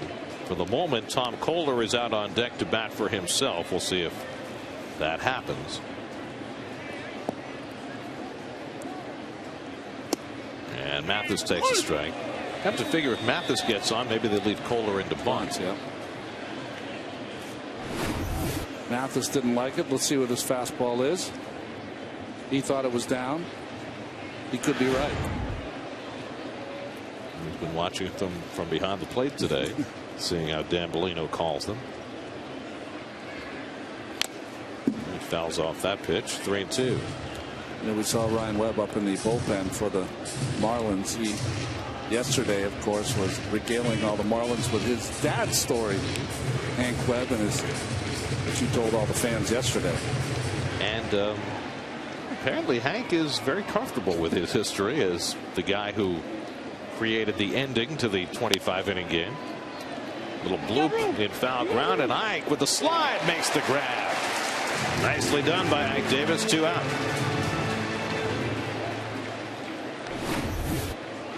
Well, nice play by Ike. This is the best way to go about it. It's the best way to keep you out of harm's way. If he ran full bore, it'd be tough to stop before that railing. Go into the slide.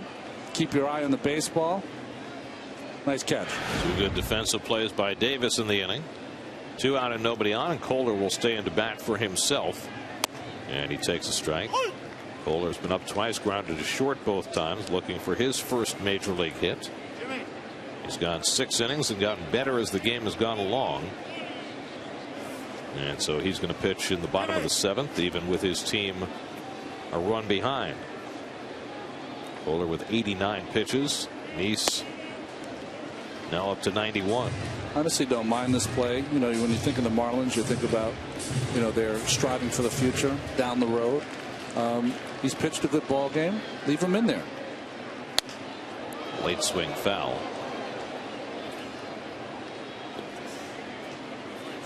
Well, Dominic Smith is already signing autographs. You know, when after he took batting practice today, he went down the right field line, and people were all over him for autographs already. Hit hard, a base hit for Kohler, his first in the major leagues. Baxter over quickly to plate. He'll hold him to a 2-out single. So Kohler, who was 0 for 10 in his major league career, now has his first big league hit. Just fouling off the fastball so he could get to the curveball was Kohler. Pulls that down the line. And they saved the baseball for him. So now the tying run at first with 2 down. Here's Juan Pierre, who's had a rough day at the plate. 2 strikeouts and a comebacker, 0 for 3.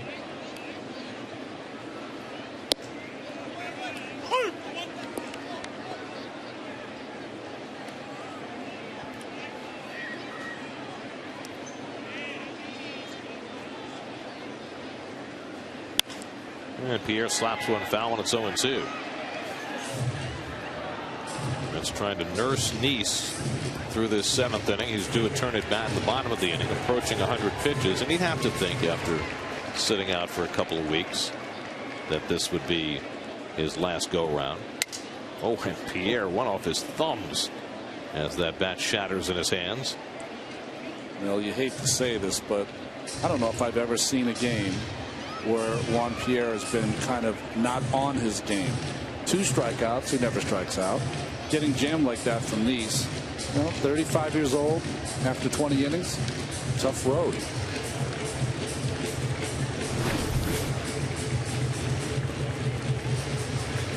Wow. Shouldn't say 20 innings. He didn't play the entire game. Lucas 12. Went out there, right? Yeah, he played 12. Still, you would have figured him for a day off today. Maybe get Greg Dobbs into the game. But Troy Hawkins, along with Scott Rice in the Mets bullpen. 0-2 to Pierre, and it sits high.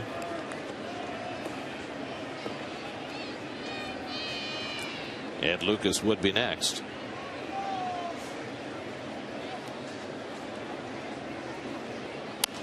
Pierre reaches for the cutter and fouls it off, and Nice's pitch is starting to lose a little juice here in the 7th inning. Sat out the one start because of shoulder tendonitis. Had his start pushed back because of the rainouts. Pitching on 12 days rest, and another one right off the thumbs of Pierre. This time the bat didn't break. Well, you can replicate and do all the work you have to do. This one runs in on him. Little sinkage.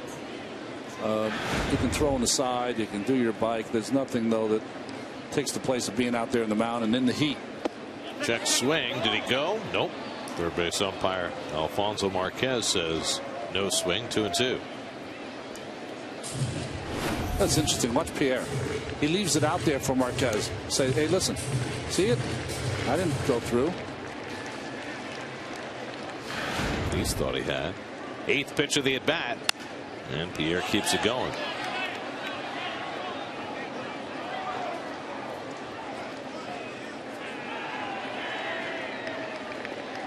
So now John is up over 100 pitches for the afternoon.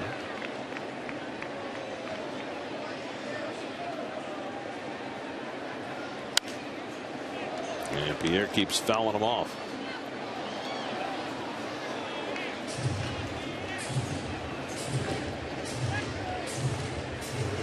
It's not often you strike out Juan Pierre twice in a game. He's trying to do it for a 3rd time. This will be the 10th pitch of the at bat from Nice to Pierre, and he laces a base hit. Kohler pulls in at second, and that might be the end of the line for John Nice. We'll see if he gets one more batter or not. Terry Collins coming up the dugout steps, and that's going to be all for John Nice. LaTroy Hawkins will come in to pitch to Ed Lucas. So Nice in his return to the mound pitched well.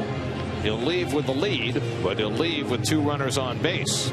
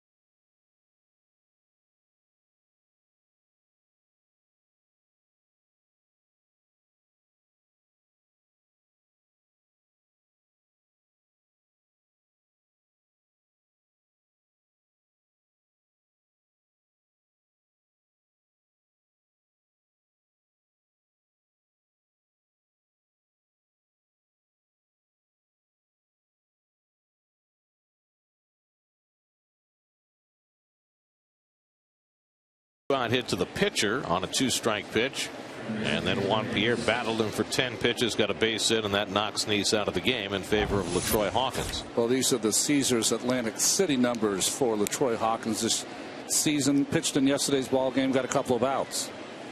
That was in the 10th inning, about halfway through. Hawkins comes in to face Ed Lucas, who is 1 for 3. He scored a run today, tying run at second and 2 out. And Lucas first pitch swinging, fouls off the fastball, 0-1. Lucas playing third base today after playing first base yesterday. They have used him all over after his 10-year minor league apprenticeship. Lucas has been playing like he intends to stick around. Kohler at second, Pierre at first with 2 out.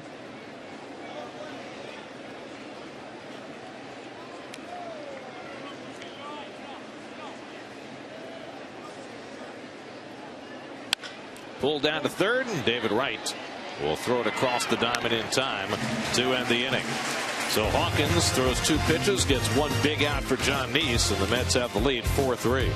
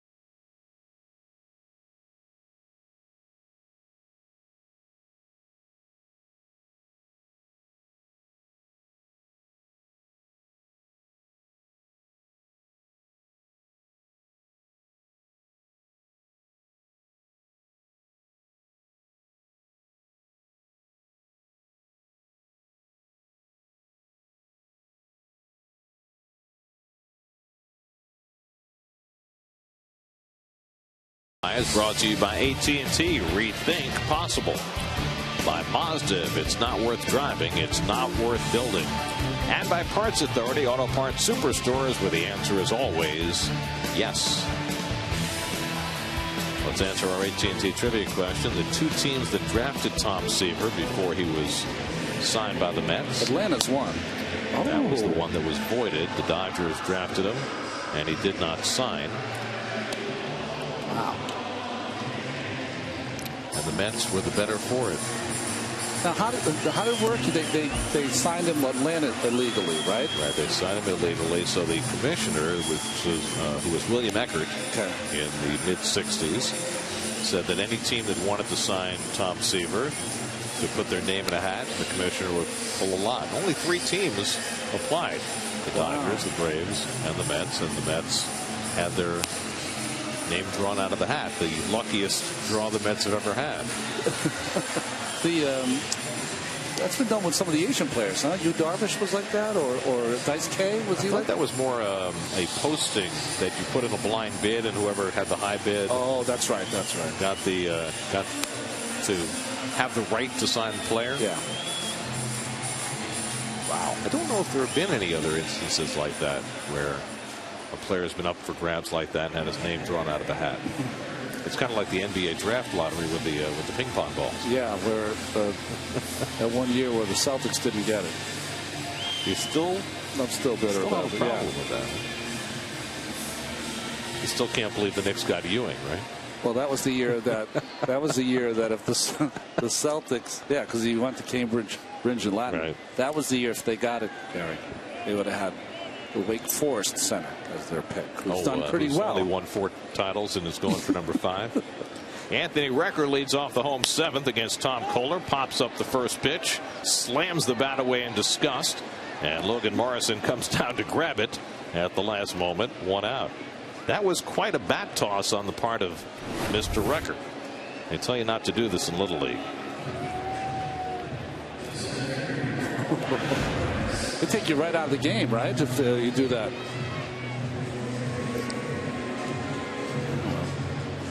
You know, when you only get to play once a week, once every couple of weeks, frustration mounts. Meanwhile, Kohler is now retired. 12 of the last 13 batters. The only blemish, an infield single by Daniel Murphy. Here's Lagares, who had an infield hit of his own back in the 3rd and scored a run.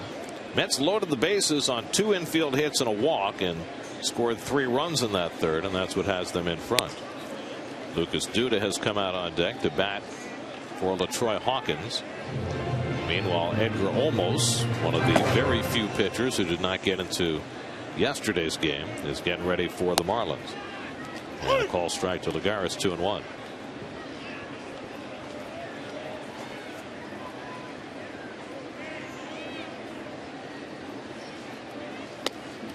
Thinking about a bunt, 3-1. By the way, we were referencing old Hoss Radburn earlier on the broadcast because of his participation in those 2 15-inning games against his Boston Beaneaters opponent back in 1884. Nobody knows more about baseball history than Keith Olbermann among his other talents. And Keith texted me more information on old Hoss in 1884. Fly ball hit to center field, and Ruggiano backs up a couple of strides, and there are 2 out. Indeed, in 1884, a hitter could still request a high or low pitch. That lasted till 1887.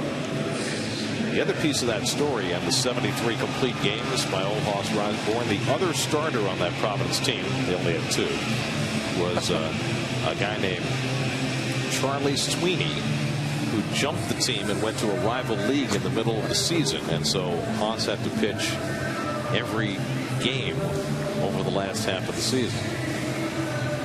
Also, the pitcher was only 50 feet away from home plate in the 1880s, and you weren't supposed to throw overhand, but some pitchers did. Got away with it. Wow. Here's Duda pinch hitting. Duda played all 20 innings yesterday, and so got the day off today. Still nursing a bit of a sore quad. He went 1 for 7 in yesterday's game. Anyway, now you know everything that you would ever want to know, and probably a tad more about old Hoss Radburn.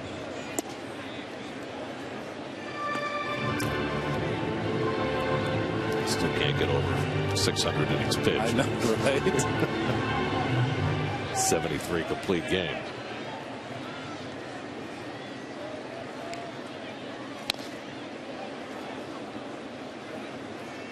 SNY Super Slow Motion is brought to you by your Mercedes-Benz Tri-State dealers. Visit them on the web at searchmercedes.com. It's a double play off the bat of Ruggiano earlier in the game, and Valdespin with the pop-up slide and catch. 1-2 to Duda with 2 out and nobody on. Kohler's 100th pitch of the day, and Duda fouls off the fastball at 94. So Kohler trying to finish his outing with a flourish.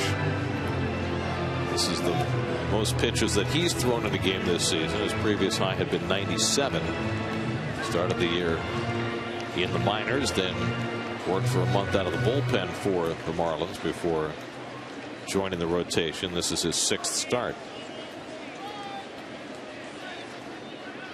And Duda grounds one behind the bag. Fair ball. And Morrison makes the flip to Kohler. A fine outing for Tom Kohler after he settled in. He retired 14 of his last 15. Mets lead 4-3.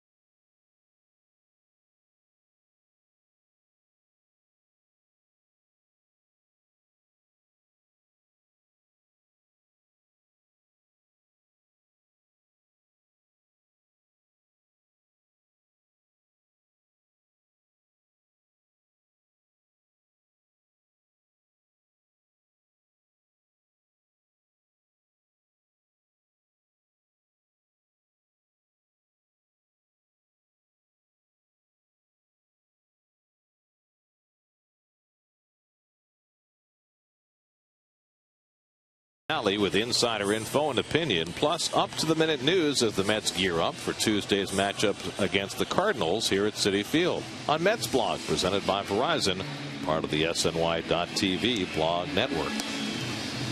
Those people look familiar. Ronnie, they look just like you. That's my brother on the right, Eddie, and his son John, and they came down for the game, and we're going to hang out and do a little barbecue tonight. So my brother Eddie was drafted by the Yankees, or signed by the Yankees in 1980 as a first baseman. I was only there for a while, tore up his knee, and that was it. But unbelievable athlete in his day. Now, you were the oldest brother. I'm the oldest of 3 younger brothers. Yeah. They all wanted to be like you. Absolutely not. No. Eddie, in fact, to tell you the truth, we've become very, very close. But what's the phrase? Sibling rivalry? No, that's not it. That's not even a phrase. It's a word. Is it nudge?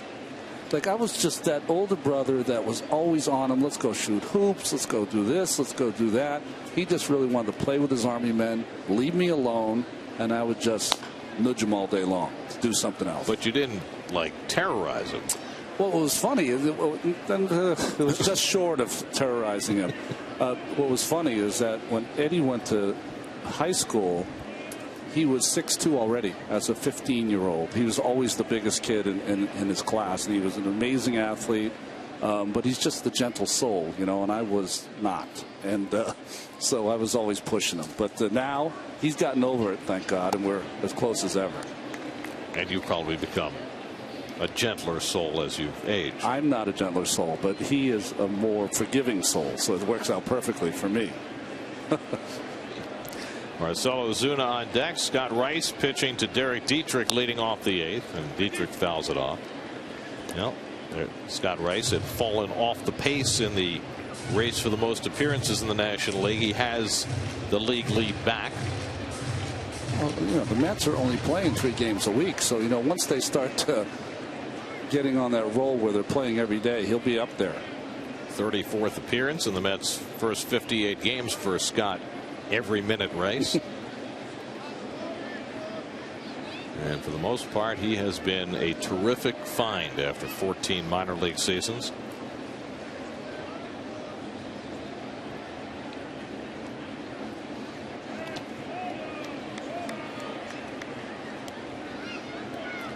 One thing I think as the second half comes for Scott is that it's going to go around baseball that he keeps the ball down in the strike zone, tries to get you to chase at a lot of pitches out of the strike zone. It'll be interesting to see if teams make an adjustment to that and are more patient. Dietrich pops it up in foul ground right toward the tarp, but runs out of room. A nice catch. Man in the green shirt brought his glove. Good thing. That was a Minnesota North Stars shirt, by the way. Really? That fan was wearing. Old school. Wow. Remember, David went up on the tarp yesterday to make the catch. No chance today. Do we see who's on the back of that Minnesota North Star jersey? That Cicerelli? Oh, he did. Dietrich lines one deep right field. Back goes Valdespin looking up, and it's out of here. Derek Dietrich ties the game and goes into a home run sprint, his 5th home run of the season, and the Marlins have come from 3 runs down to tie the game at 4. Well, the Marlins really like this talented young man from Georgia Tech. I saw him make an outstanding defensive play yesterday, and here showing you the power against Scott Rice. The thing about Rice is he usually lives, like I said, down in the strike zone. That is not an awful pitch as far as height, but it's more down the middle. And he's got a little Pete Rose, Lenny Dykstra in him. Is no home run trot, sprinting around. Well, Scott Rice faces one batter, gives up a tying home run. He'll come out. Pitching change in the 8th.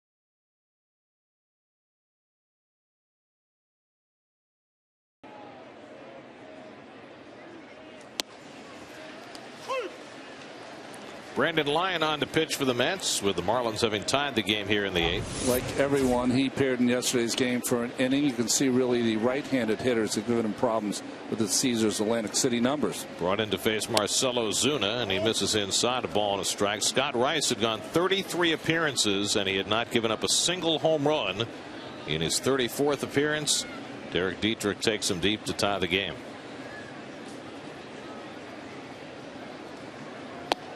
Lasted a lot longer than Eddie Coons. That's right. Remember Coons? The Mets signed him. He had never given up a home run in high school, in college, in the minors. Was it his first appearance he gave up a home run? I don't think we did proper vetting, to tell you the truth. 2-1 to Ozuna. And it's a good breaking ball by Lyon. 2-2. Lyon had the most unusual inning yesterday. He came in after Matt Harvey had gone to the mound for the 8th, had to come out because of the back tightness. Lyon had just started warming up, so he went to the mound and did his warm-up pitches. Gave up a single, a stolen base, and a walk. First and second, nobody out. Juan Pierre at the plate, looking to bunt. First pitch, takes a strike. Buck picks Echeverry off second. Next pitch, Pierre grounds into a double play. Inning over. First and second, nobody out. 2 pitches, and he's done. Fly ball out to left field, and Baxter's right there waiting. And Ozuna retired one away. Closest to a Houdini act you will ever see.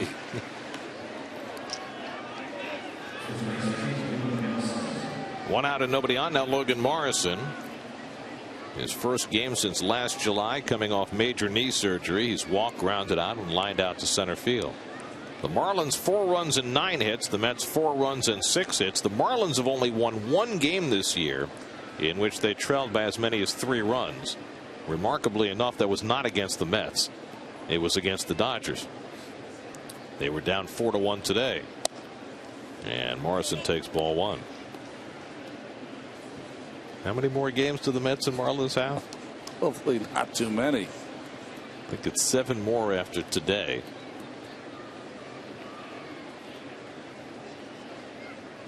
Curveball ripped just off the glove of Murphy and into right field, and Morrison has himself his first base hit of the season.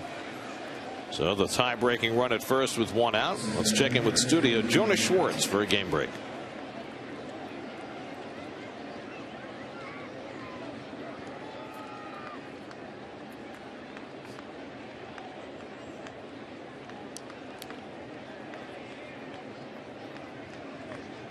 Been pitching a gem in that game for the Nats. He had the 1 bad start, Zimmerman, and now he's back in his groove. Here's Ruggiano, who's 0 for 3 today. Morrison at first and 1 out, and a curveball in the dirt for ball 1. Our stat guy, who never misses a beat, tells us Eddie Coons allowed a home run in his 2nd major league appearance. He lasted 4 games with the Mets. Hard to believe. I'll never forget. Was it 2006 when he was drafted? I think so. 2008 he made his appearances for the Mets. Remember, he was the closer at Oregon State when they won the College World Series. Well, there was a time where, remember, Houston Street was drafted from Texas. Texas, yeah. And there was a thought that these closers in college were the guys you wanted to draft because they come right to the major leagues. Chad Cordero. Yeah. Well, who had great success until he hurt his arm.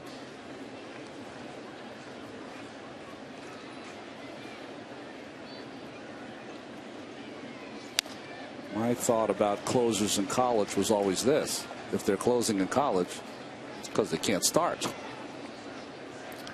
Well, that was 2007 that Coons was picked number 1. Coons didn't make it. Nathan Vineyard never made it past A-ball.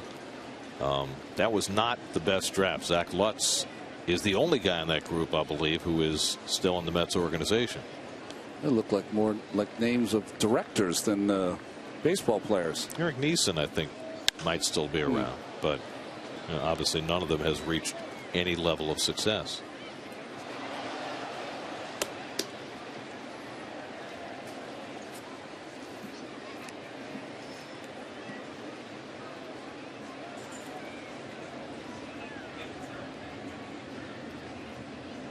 Mets did a little better the next year, getting Ike Davis in the first round. Right.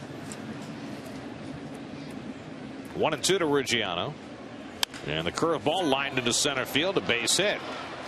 So back-to-back hits for Morrison and Rucciano, and the Marlins have the tie-breaking run in scoring position with the Danny Echeverria coming up.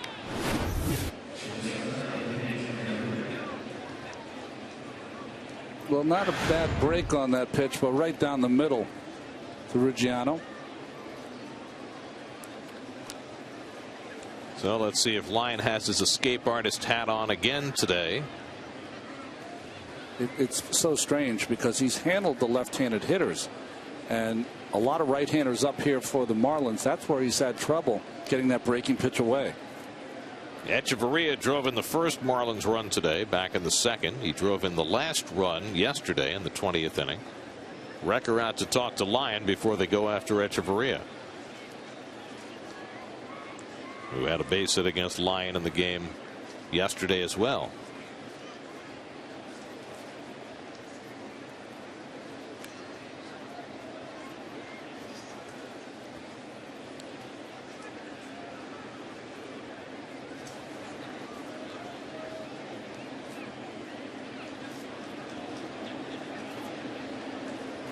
Marlins now with 11 hits on the afternoon. 2 on and 1 out. And Echeverria takes one of the dirt. Ball 1.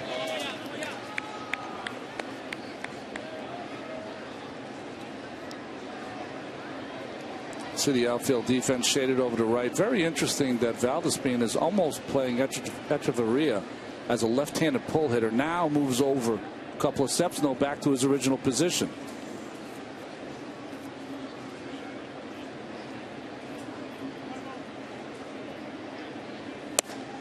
That was interesting because it didn't look like anybody in the Mets dugout was moving Valdespin, that he was positioning himself on his own. Well, sometimes I don't think from the outfield you can look in and see what the signs are. Maybe positioning himself off for where maybe Murphy moves around to, but Valdespin kind of marches to the beat of his own deal.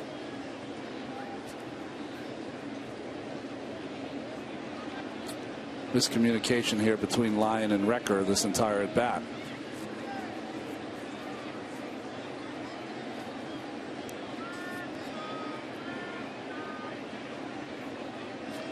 And they need another conversation. Well, this is one of those times as a veteran pitcher you say to the younger catcher, say, hey, listen, this is what we're going to do. We're going to throw a fastball away, and if it's a strike, then we're going to come back with a curveball in the dirt. You kind of call 2 or 3 pitches in a row so you don't have any miscommunication.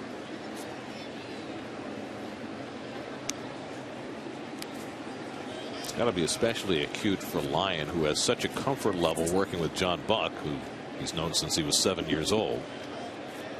Different experience working with Recker.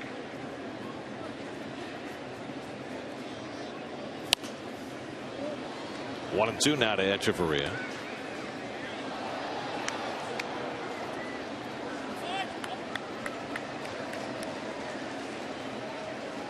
One thing you don't see Brandon Lyon do a lot is pop a right-hander inside, and the reason being, as you see Mathis on deck, is that he's usually in high octane kind of places late in games where, you know, a ball over the fence ruins the Mets' day.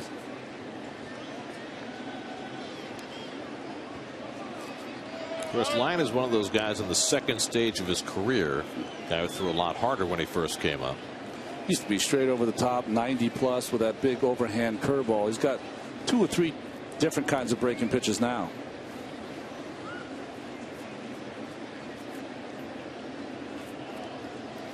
He's ahead on Echeverria, 1 and 2. And he comes inside, misses. 2 and 2.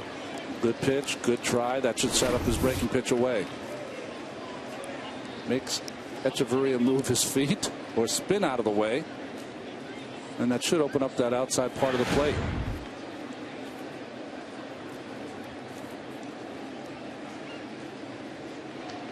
Looking for the double play grounder. Echeverria has grounded into 11 double plays already this year.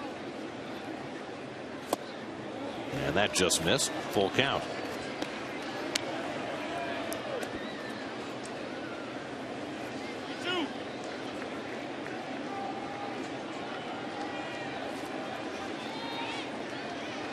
Mike Redmond take a chance, send the runners, try and stay out of the double play that way? I don't think so, because he wants 2 pops to try to get this run in. He'd hate to run into a double play. Hard to do that with a younger hitter.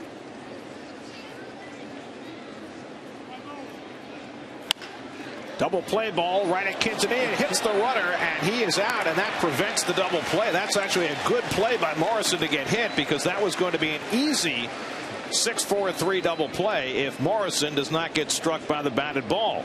It goes as a base hit for Echeverria, a put out for Quintanilla, but a bad break for the Mets, as it turns out. Well, I think that Morrison knew that the ball had a good chance to be a double play, so he was trying to really shroud this baseball so Quintanilla wouldn't be able to see it, and wasn't able to be athletic enough to get out of the way of the ball. See, just trying to hide it from Quintanilla, and it clicks him on the right cleat. Wouldn't that be something? That a play like that keeps the inning going. I don't ever remember seeing that a runner struck by a batted ball winds up helping the offensive team. Because without that, the inning's over and the Mets are in the dugout. Now Jeff Mathis gets a crack with 2 out and 2 on. And the way this season has gone for the Mets, especially against the Marlins, what would shock you? That's right. I remember the Yankees-Dodgers World Series where Reggie Jackson stood in the way of the ball coming in from shortstop, and it clicked off his hip. And they should have called him for interference, but they did not. Stuck his hip right into the ball.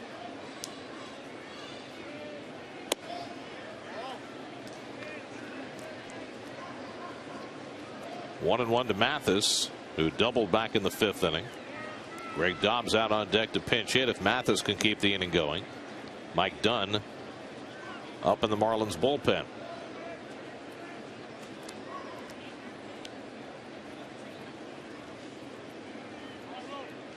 Two on and 2 out, and Mathis ignores outside 2-1. By the way, that's one of the scoring rules that I just don't understand. Why does the hitter get credit for a base hit when the runner gets hit by a batted ball? He gets a base hit when it would have been a double play.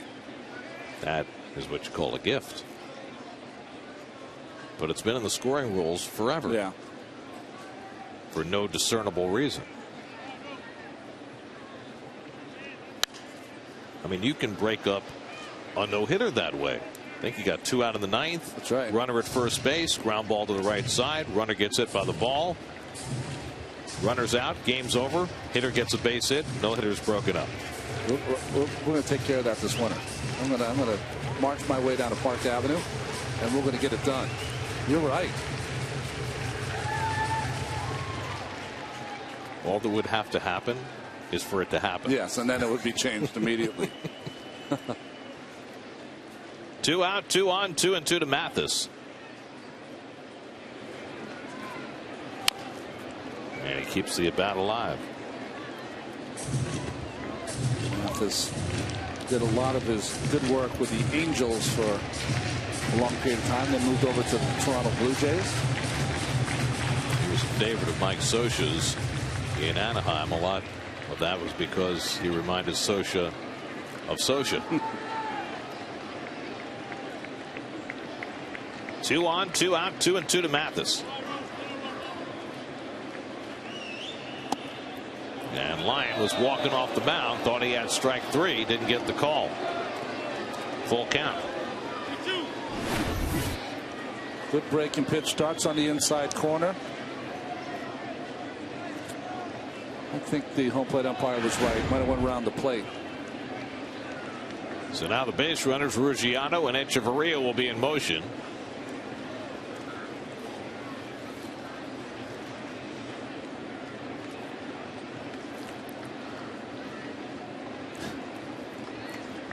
Mathis trying to swat away an insect as he gets ready. It's going to be a bit of a distraction. There go the runners. The 3-2 is hit in the air to shallow center, and Lagares eases over, and that retires the side. So Lyon works around 3 hits after Dietrich ties the game with a home run against Scott Rice. Logan Morrison gets hit. That's a base hit for Echeverria.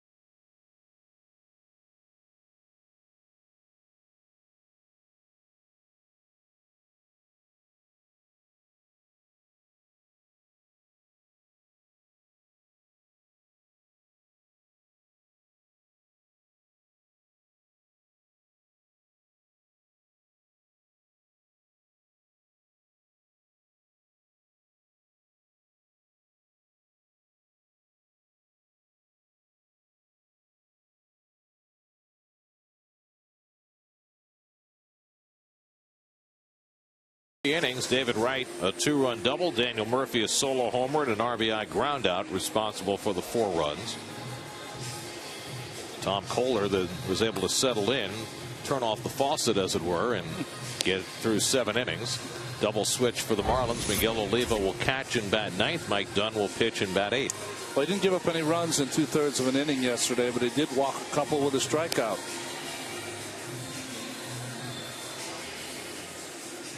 Everybody had a yesterday, didn't they? Right. 14 pitches. Pitchers used, 561 total pitches. Rob Carson, the only Met reliever who didn't get in the game. Edgar Olmos, the only Marlins reliever who didn't get in the game. Top of the batting order coming up for the Mets in the bottom of the 8th. Omar Quintanilla had a bunt single and scored a run in the 3rd inning. Marlon Byrd has come out on deck to bat for Jordani Valdespin with a lefty in the game, and then David Wright behind him. And Quintanilla, bluffing a bunt, takes a strike. So Kohler threw 101 pitches, went 7 innings, allowed 4 runs, 6 hits, a walk, and 2 strikeouts. Will not get his first big league win today, but certainly acquitted himself well after a shaky beginning. Retired 14 of his last 15 hitters. Well, what you're really impressed in is that when you have a young pitcher and he has that inning where he gives up a crooked number, Gary, early in the game, usually they never find their way out of that. Kohler did, and I was pretty impressed with all the ground balls he got also. That was without his good curveball today. Weekly down to first, and Morrison right at the bag to retire Quintanilla. 1 away.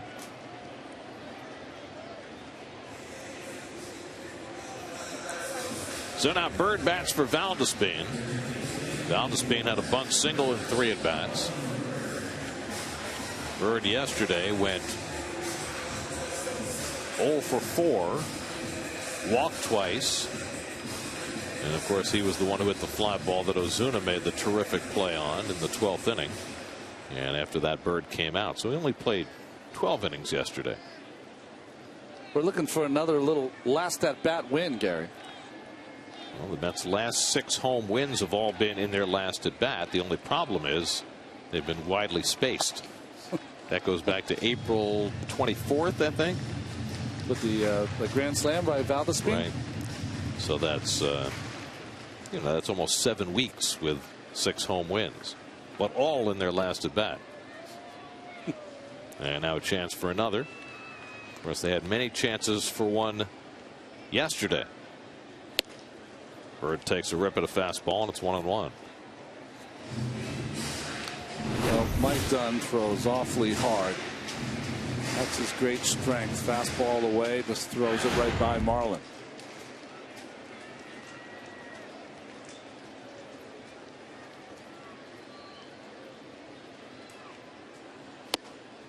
He has a good breaking ball by Dunn, and it's 1-2.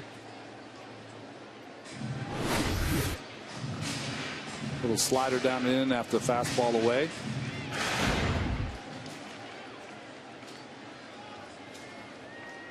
That's the pitch that if it gets it up a little higher, is a pitch that Byrd can crush. 1-2. Comes right back with it. And Byrd fouls it off. Hey, remember when Cleveland was putting pressure on Detroit in the AL Central? Cleveland was putting pressure? Yeah, they've come back to the pack, haven't they? Tigers completed the sweep today, beat the Indians 4-1. Anibal Sanchez had to be scratched. They put Jose Alvarez in to start. 6 innings, 3 hits, 1 run, 7 strikeouts. Tigers win it, and they're 5.5 in front of the Indians. 7 straight losses for Cleveland. 1-2 to Byrd, and he fouls it away. Well, before the game, Mr. Cabrera had 67 RBI. Did he get one today? Don't know. Seems like he's at least one a day, like a vitamin. That's a very happy foul ball catcher. No RBIs for Cabrera today, but one happy kid in a camo shirt. Love it. It's his first game, Dad's saying. Swing and a miss, and Byrd is out on strikes. So Dunn's retired the first 2 in the home 8th. Get to Citi Field Wednesday. The first 25,000 fans attending the 7-10 game against the Cardinals will receive a Mets Collector's Drinking Cup courtesy of Premio. Visit Mets.com for your tickets. Now David Wright will bat with 2 out and nobody on. David gave the Mets a lead in the 3rd inning with a long double to center field that drove home 2. He's 1 for 3 on the afternoon. David moving closer to finally overtaking John Buck for the team lead in RBIs. Buck has led the team since day 1. He's got 35. Right now has 34. Looking to take his rightful spot. It's interesting that the misread might have cost an extra run for David driven in. Well, that was John Neese running the bases. Neese was on second and forced Quintanilla to stop behind him. I mean, this ball's crossed. It's a flat out double off the bat. It's not going to be caught. Neese just couldn't read it off the bat, and Quintanilla had to stop at third. Where he was able to score on a ground out by Murphy, but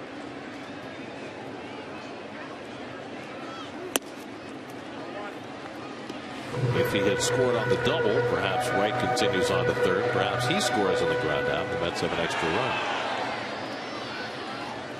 In any event, 4-4 in the 8th. 1-2 to Wright. And he bloops one to the right side. Logan Morrison in foul ground has it to end the inning. So Dunn comes in, pitches a 1-2-3 bottom of the 8th. Here we go, tied to the 9th. How many innings today, you think?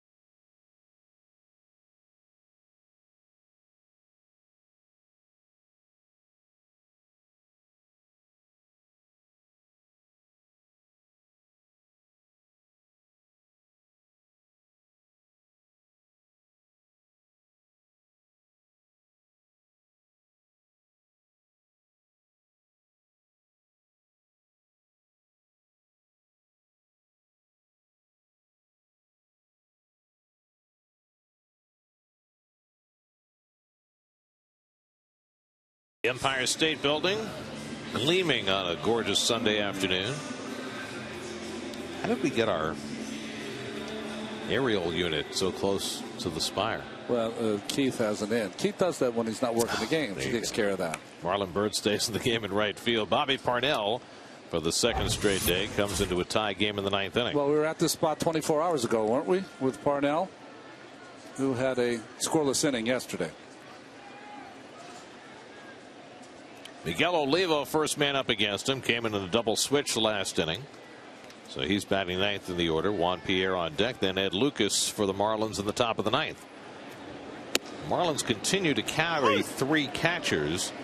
They activated Logan Morrison today, and everybody thought when Morrison came back that they would get rid of one of their catchers, but Chris Coughlin came up lame and he went on the disabled list instead with a calf injury, so they still have 3 catchers. Jeff Mathis, Rob Brantley, who caught the 20 innings yesterday, and Olivo.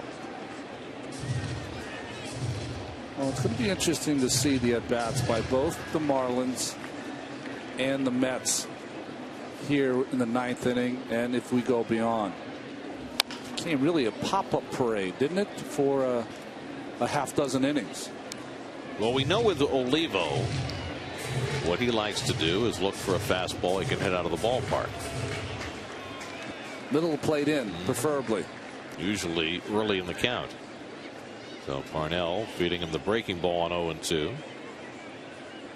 See what he comes back with here. Another breaking ball, and he struck him out. So Parnell knew his opponent. And did he get a piece? Apparently so. And it hit the ground before Ricker grabbed it. So Olivo's at bat is still alive. Dan Bellino makes the call. Terry Collins asks Bellino to ask for help. And Bellino is not asking for help. First base umpire Mike DeMuro looks ready to give help, but Bellino is not requesting it, and now Terry Collins wants to know why. It would certainly stand to reason that the first base umpire would have a better view of whether that ball hit the dirt. Well, look at David, the captain, coming down and taking charge. Honestly, it's the right play. It's impossible for the umpire, or very difficult, to see through the catcher. Does he foul tip it? I don't even know if he foul tipped it. Well, in any event, it didn't hit the ground. Yeah. So it was a bad call. That ball was caught clean by Recker before it hit the ground. So Olivo gets a life that he does not deserve. And that's the part that's so infuriating, that you've got an umpire down at first base who clearly had a better view, and the home plate umpire refuses to ask him for help. That's the part I don't get. Hubris. That's what it is. Well, the point is to try and get it right. And Recker's still jawing with him. It's impossible to see. Can't see it. And honestly, you expect intransigence from the older umpires, not from the younger ones. And Bellino is one of the younger ones. I would make the and there's strike 3 called, so Parnell has to throw a couple more pitches, but gets the strikeout nonetheless. Sorry both to Gary and Bobby on that strikeout. I would make the judgment, so he's watched his fastball dart the outside corner, that really the person to check for Dan Bellino is the second base umpire, because it's right straight on. You know, you're at a little angle in the first base. Straight on, the second base umpire can easily make that call. So 1 out and nobody on. Now Juan Pierre, who was 1 for 4. His base hit in the 7th inning knocked John Neese out of the game. Neese went 6 2/3, allowed 3 runs, 2 of them earned on 8 hits. A nice bounce back for Neese after missing a start with shoulder tendonitis. LaTroy Hawkins got a batter out. Scott Rice gave up the tying home run to Derek Dietrich in the 8th. Brandon Lyon worked around trouble to finish the 8th, and now Parnell in the 9th. And a knee-high strike to Pierre. It's 0-2. Pierre already has a couple of 3 strikeout games this year. You wouldn't expect that. Well, there was a time when the Marlins at their best in 2003, Pierre and Castillo back to back would never strike out.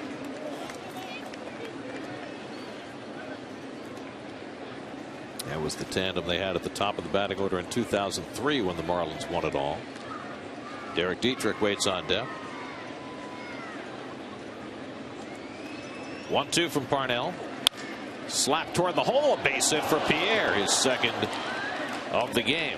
And so the Marlins have the tie-breaking run at first with the leading active base stealer in baseball aboard. Let's check in with the studio. See what's coming up on WB Mason Postgame Live. Jonas Schwartz and Jim Duquette.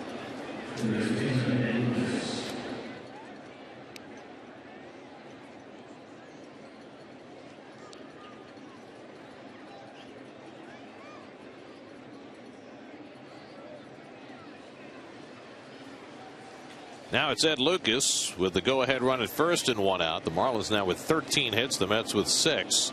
Lucas 1 for 4, singled and scored a run in the 6th. Pierre with 607 career stolen bases, and Parnell will keep an eye on him.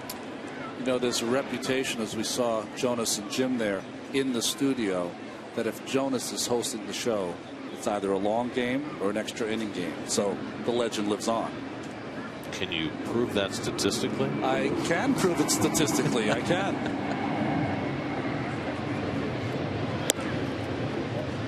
Or is it just kind of an anecdotal thing? Yeah, it's a feeling that's pervasive throughout the whole studio that the Jonas jinx at some point is going to come.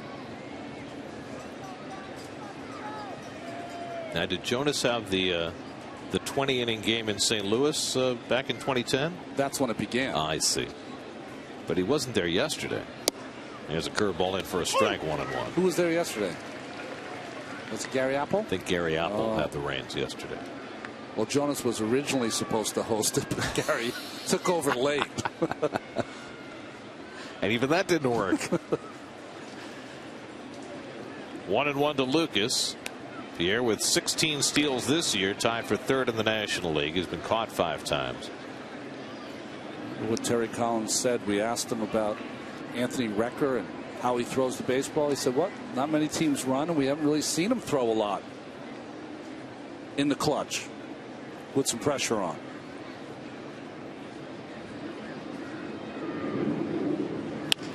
Loop to shallow right, and that's going to fall for a base hit. Pierre got a great read. He'll go first to third, and the Marlins have the go-ahead run at third with only 1 out. So Ed Lucas with a bloop single, his second hit of the day, and Parnell's in jeopardy in the 9th. Well, this fastball is supposed to be away, middle, in. Really fought off there by Lucas, who dumps it into right field. And you're right about it, Gary. Great read by the astute base runner, Pierre, one of the best in the business. So Dan Worthen will head out to the mound to talk to Parnell. Let's try to avoid letting another game get away against the last place Marlins. Derek Dietrich tied this game with a home run against Scott Rice in the 8th inning. He also singled and scored in the 6th. And now he's a fly ball away from giving the Marlins the lead in the top of the 9th. Well, you got a hitter up who has a little bit of speed, not great speed. So you're looking for 3 things to happen here. You either want the double play ball, you want the pop up, or the strikeout. You can't have much other than that. 3 options. Steve Cishek getting ready for a potential save opportunity for the Marlins. He got the save in the 20th inning yesterday. So Pierre is at third, Lucas at first. Dietrich, who hit his 5th home run of the year in the 8th inning against the left-hander, now facing the right-hander Parnell. Bobby struck him out in the game yesterday. He could sure use one here. Middle infielders playing it halfway. And Dietrich goes after the first pitch curveball, 0-1. One thing you got to keep in mind, I gave you the 3 options there, Gary, but the other thing you got to keep in mind, if you're Murphy or Quintanilla, if you have a ball that you have to come in on, you're going to have to make a play at the plate.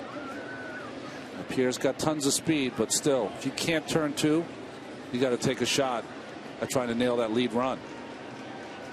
Baxter in left, good arm. Lagares, unbelievable arm, and Bird, most assists on the team from the outfield. Back-to-back curveballs, and Parnell gets ahead on Dietrich, 0-2. Perfect breaking ball right on the outside corner. Dietrich had a hit on an 0-2 curveball against Nice back in the 6th inning. Does it go to the well again?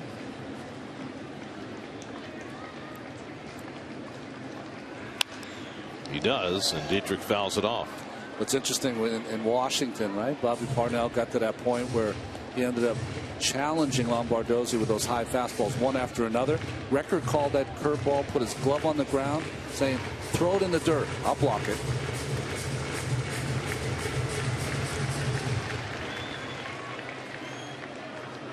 Now Murphy and Quintanilla come all the way in with 2 strikes on the hitter. 0-2 to Dietrich. He struck him out. High fastball from Parnell for the 2nd out. There's a huge strikeout for Bobby Parnell. Beautiful sequence of pitches. Got ahead of him. Used a breaking ball to get to 2 strikes. Threw a breaking ball in the dirt to set up this high fastball. Outstanding. And leaves Dietrich talking to himself. So now Marcell Ozuna will come to bat with first and third and 2 out. Ozuna a single and a double. He's driven in a run. He scored a run today. 5 hits and 12 at bats in this series, and a dangerous man for Parnell, trying to get through this top of the 9th with the score tied. See what Ozuna's done against the Mets this year in his very young career.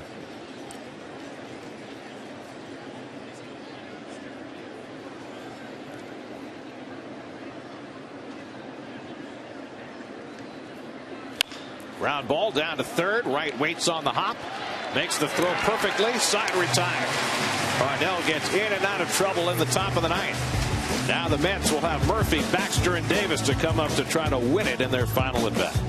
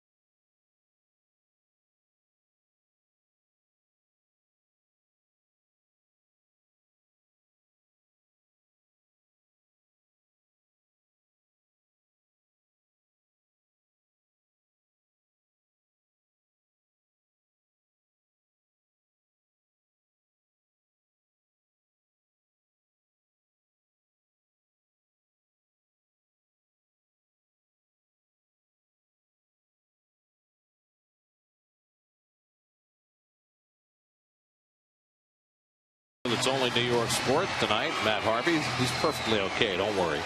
NBA Finals Game 2 and Rafael Nadal, 8-time winner at the French Open. That goes Sports Night tonight, 10:30 on SNY. Daniel Murphy leads off the home 9th, takes a strike from Mike Dunn. Murphy has had a good day at the plate. 2 for 3, a home run, 2 RBIs. Trying to get the Mets started in the bottom of the 9th in a tie game. Deja vu all over again. There's a good breaking ball by Dunn, and it's 0-2. This was back in the second. Yep, fastball by Kohler. I mean, the swing by Murphy almost looks like he was swinging a changeup, but ahead of it, got lucky to catch that right on the fat part of the bat and one-handed it over the fence. Murphy popped up against Dunn yesterday, and he takes inside, just got out of the way. Why? No, it's hard. It's harder than you think up there. As soon as you see it, you want to get out of the way. But if you, what's the phrase? Take one for the team.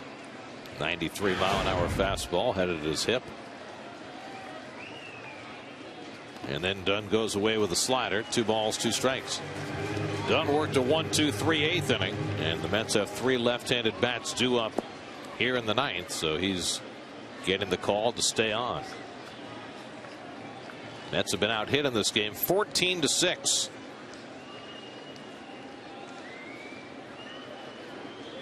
And Murphy fouls back the fastball. Still 2-2. That's a good swing by Murph. Baxter on deck. Davis behind him.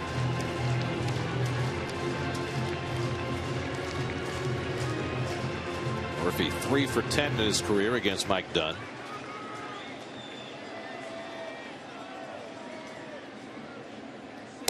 And the breaking ball misses in a full count. So Dunn got ahead of him 0-2 through the inside fastball. But now Murphy's worked the count full.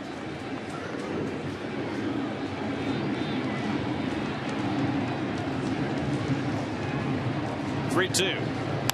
Fouled away. 93 from Dunn. People are probably asking, what's Murph doing? Well, when you foul a ball off a wooden bat, occasionally you'll smell, like after you douse a candle, that smell of smoke, you'll smell that off the bat, and that's what Murphy was smelling.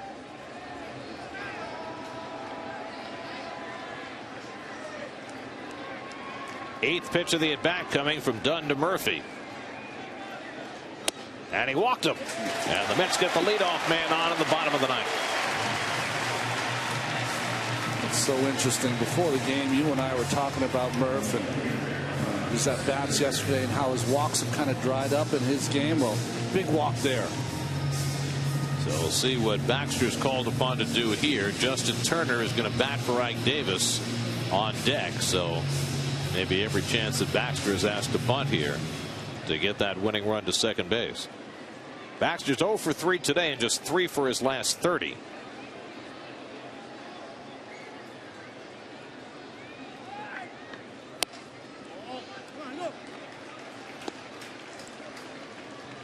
Third baseman Lucas charging hard. He's charging hard. Morrison is not charging hard. What Murphy has to be careful of is that we saw it yesterday. The bunting through, if Baxter does not put it in play, Olivo loves to throw to the bases.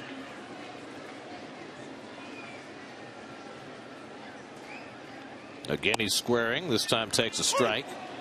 1-1 to Baxter. Well, keep in mind, if they change up and decide to let him swing, Baxter had back-to-back walk-off hits earlier this season.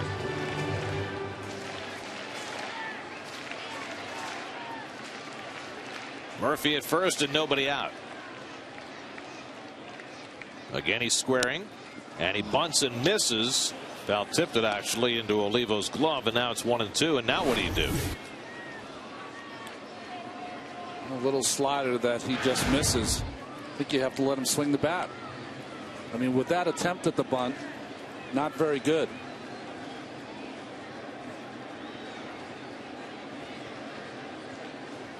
One-two, he's squaring, and he bunts it foul, strike 3. So Baxter strikes out trying to get the bunt down, and that's the first out of the inning.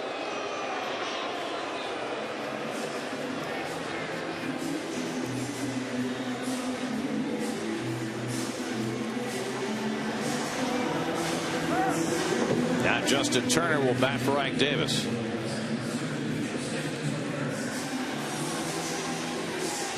Turner batted for Davis in the 8th inning yesterday. Wound up getting 6 plate appearances. Had a walk and a couple of hits.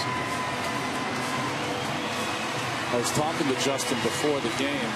See Mike Redmond coming out, and he said, when Matt Harvey pitches, I'm used to a day off.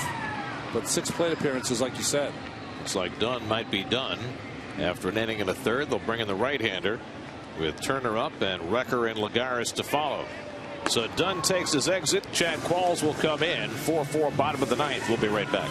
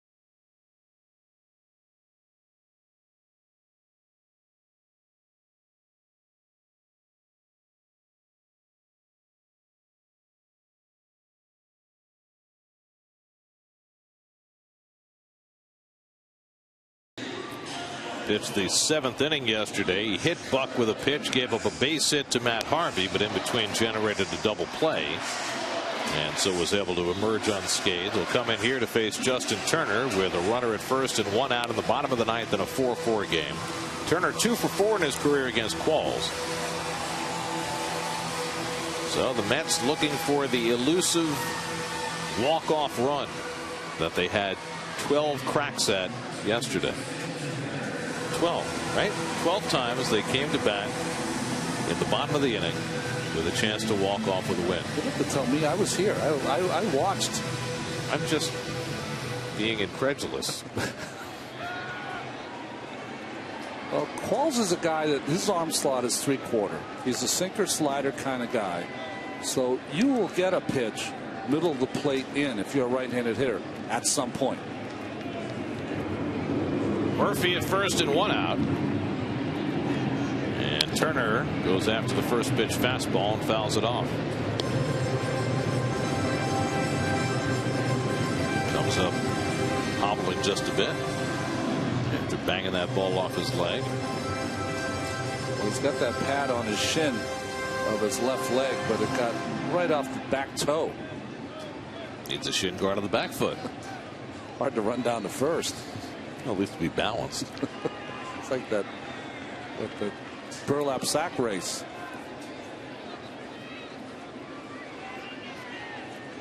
Mike Dunn went an inning and a third. A walk, 2 strikeouts. Ball's trying to get up his inning done. And it's grounded foul, and it's 0-2 to Turner.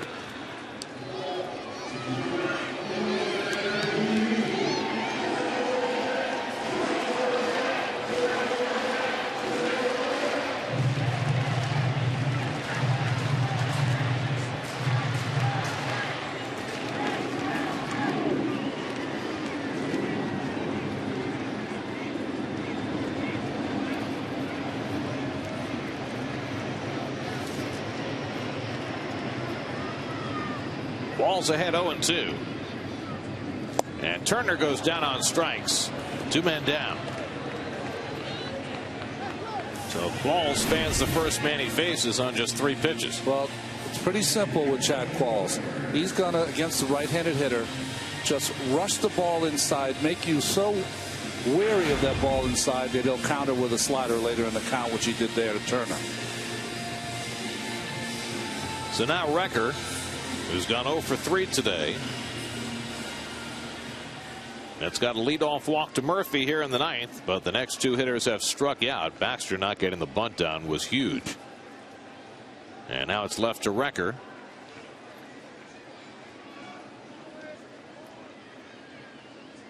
There goes Murphy, and it's dropped by Olivo, and Murphy steals the base. Only the 2nd stolen base of the year for Murphy, as Olivo couldn't handle it cleanly. Good job, Murph. Taking off, being aggressive, making something happen instead of being passive and letting it happen to you. Great job.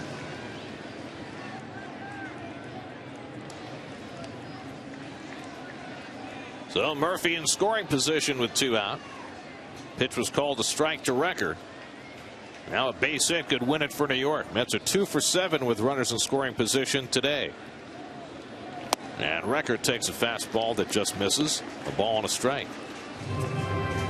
Recker picked up his first hit in his career with a runner in scoring position on Wednesday when the Mets were in Washington.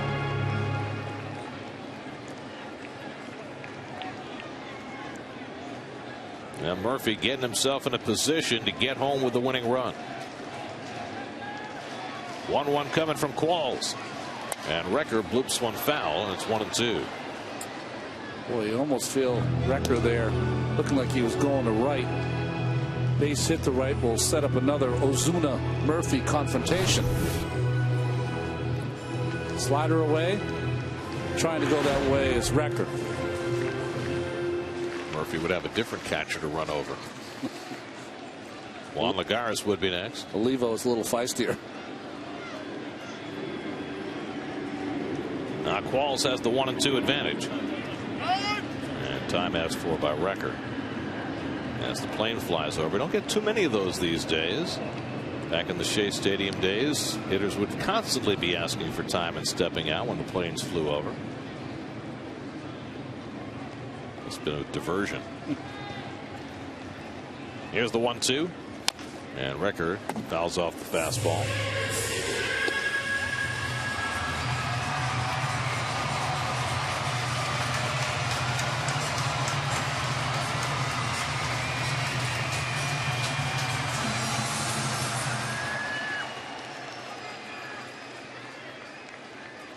'29-year-old Anthony Recker trying to deliver a game winner for the Mets.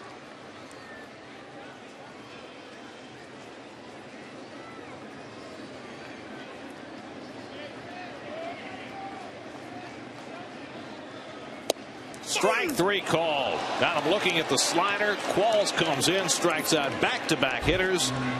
And after 2 days of rainouts, 2 straight days of bonus baseball at Citi Field.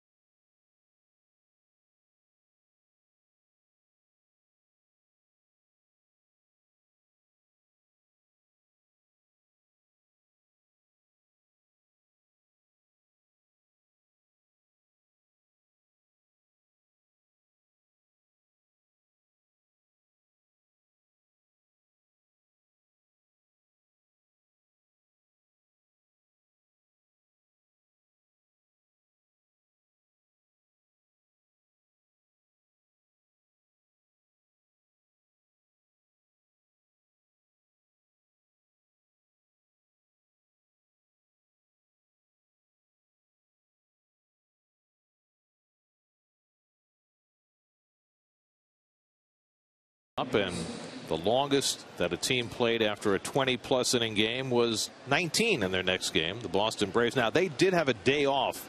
They played Brooklyn on the 1st of May in 1920, the longest game in Major League history, a 26-inning tie. Then they had a day off. Then their next game was against Philadelphia. And boy, actually, no, it was against Brooklyn, but Brooklyn had a game against the Phillies in between. Really? So it was only the Boston Braves who had the 19-inning game directly after the 26-inning game. For a little more recent history, as you saw Justin Turner in at first base and Logan Morrison batting against Bobby Parnell, who starts his second inning of work. The last time that a team played an extra inning game directly after a 20-inning game, 1989. The Dodgers and the Astros played 22 innings on June 3rd of '89. The next day they played 13 innings. Wow. Well, here we go. Bonus baseball, you call it. Morrison hits it past the glove of Parnell and into center field. And Morrison, playing his first big league game of the year, has his second hit. A couple hits and a walk from Morrison. Well, he's a fine player.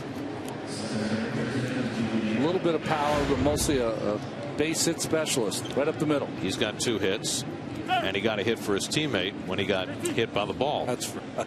By Echeverria. 15 hits now by the Marlins, which matches their total for the 20-inning game yesterday. Let's see if Ruggiano's asked to bunt here. He's 1 for 4, and he does square and bunts it foul. By the way, that Houston LA 22 inning game in 1989, what I remember about that game is that Fernando Valenzuela wound up playing first base for the Dodgers. Really? Fernando, who could rake. You know, Fernando's the only pitcher that had his own batting practice. He used to come early and hit for a half hour every day.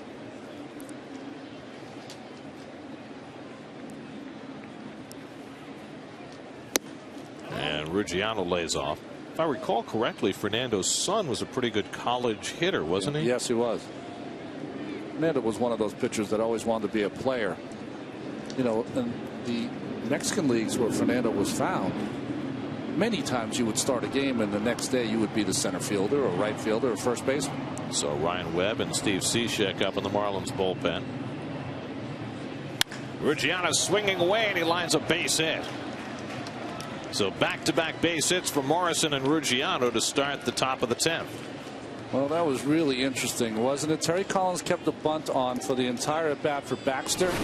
And once Mike Redmond saw Ruggiano's attempt at bunting, he said, took it off and said he'll have a better chance at swinging the bat, and he did.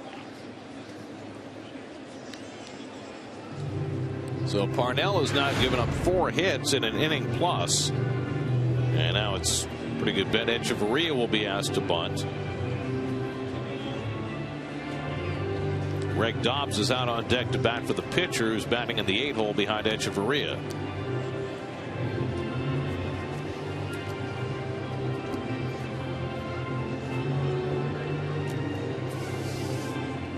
So Parnell has some heavy lifting to do here in the 9th. Worked out of a 1st and 3rd 1-out jam in the 9th. Now 1st and 2nd and nobody out. And the Mets look for the bunt from Echeverria, who's 2 for 4 on the day and has driven in a run. And he takes low and away for ball 1. Well, Keith just checked in. Oh, he's watching. Now he's watching. Took him to the 10th, apparently. Front runner, late runner, I guess. Well, yesterday we had him early and we had him late. He was able to have dinner in between. Well, if you're Bobby Parnell here, what you want to do, and honestly, I've seen the Mets do this many times this year. The first baseman, third baseman coming in to tell the pitcher, it really changes the whole tempo for the pitcher. Should know the signs yourself. Well, the third baseman flashes the signs from the dugout, and everybody's supposed to be on the same page from there. Echeverria gives himself up and bunts it foul. So the bunting so far today, not so good. Not so good. How about weak? I mean, you see it all the time, having batting practice where the position players are out there and everyone puts a half effort into putting the baseball down, bunting it. And this is the result you get. In the clutch, doesn't look so good.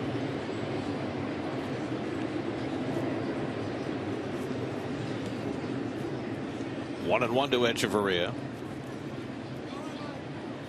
And he pops up the bunt attempt. That'll go out of play. So Terry Collins kept the bunt on with 2 strikes with Baxter. Third base coach Joe Spada coming all the way down to home plate to make sure that Echeverria knows what happens next. I can almost understand it if you're a power hitter that's asked to hit the ball in the ballpark or got some pop. But if you're a player like Baxter or Echeverria, you've got to be able to get the bunt down. Well, he's failed to do it twice. He'll be swinging now. Let's continue to look for the bunt.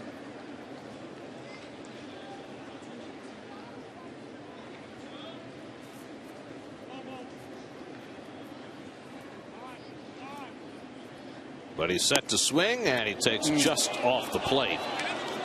Parnell thought he might have it and gives a glance at Bellino. Boy, that's a good pitch there. Darted that outside corner from up top. Let's see if he catches the front of the plate. Maybe not, but boy, that's close. Now 2-2. Turner and Wright stay at the edge of the grass just in case. 2-2 pitch.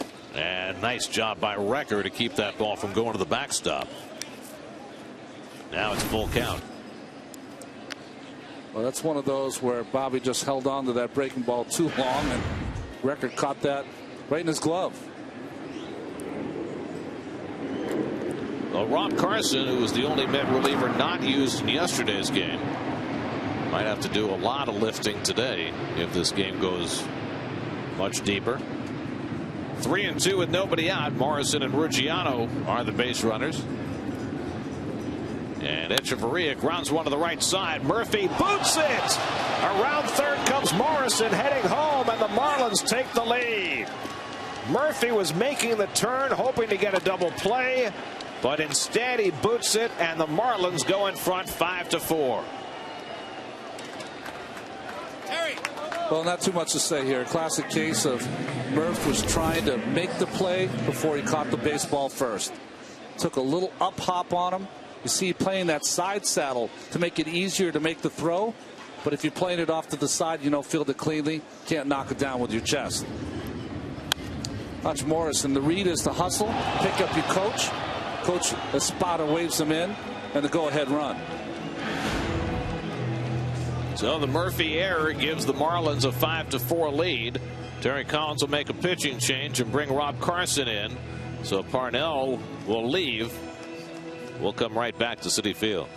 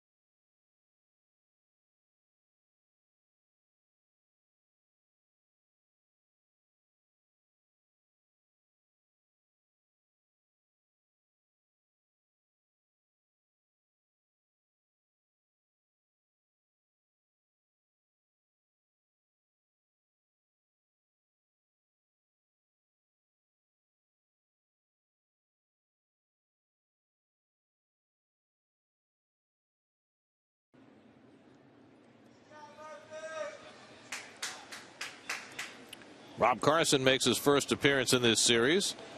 Caesar's Atlantic City numbers. His last appearance in the Washington series, he pitched in an inning, hit a batter. He's got a mess here. Greg Dobbs, the pinch hitter. A run is in, first and third, and nobody out. Dobbs batting for the pitcher, and he takes the breaking ball low for ball one. Well, Daniel Murphy had a good day at the plate today with a home run, an RBI ground out, a single, a walk, a stolen base. But his error here in the 10th inning has put the Marlins in front. A game the Mets once led 4-1. Dobbs lifts one to shallow left. Baxter measures it. Ruggiano tagging. Here he comes. Here comes Baxter's throw right on the money, and he's safe. Ruggiano gets under the tag by Recker. Mets are going to appeal at third base, saying he left too soon, and he's safe there as well. And the Marlins lead 6-4. Well, Bellino, the home plate umpire, made both calls, the appeal and the play at the plate. I thought he had the play at the plate called correctly because of the good slide. Well, a much better throw by Baxter than the one he made recently. I thought he left early, Gary. Let's see. No, he didn't. Still on the base. Good job by Ruggiano.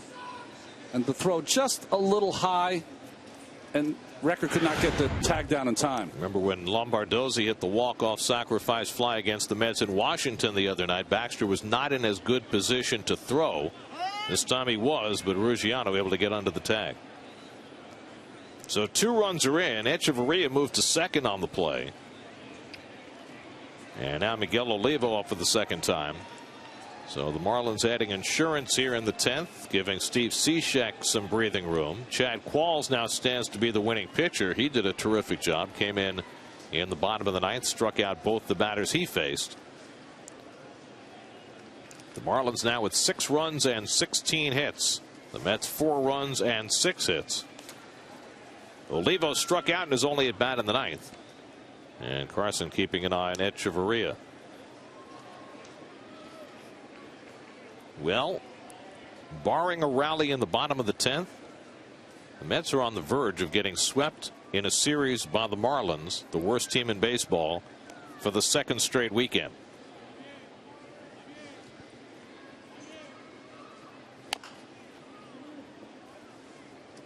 It's almost incomprehensible. Yeah. I mean, you look at the winning percentage. I mean, I think Elias gave us some numbers a while ago that these, it just does not happen that a team with a winning percentage like this sweeps anybody. Never mind 2 in a row. Now, if the Marlins win this game, they will have 18 wins for the year, and 8 of them will have been against the Mets. The ball and a strike to Olivo.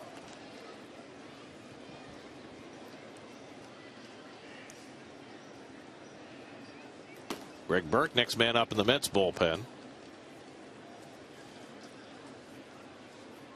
You got a left-hand batter on deck in Juan Pierre, so Carson will undoubtedly stay in for him. There goes Echeverria, and it's fouled back. You got a pretty good jump, but Olivo fouling it off. Just the little things, you got to hold them closer than that. And not going to blame Murph, because I think you have a younger pitcher out there, and that's what Echeverria has taken advantage of. What do you do if you're a pitcher to stop that? You got to change how you go to the plate. Go quick one time, take your time the next. Never do the same things twice.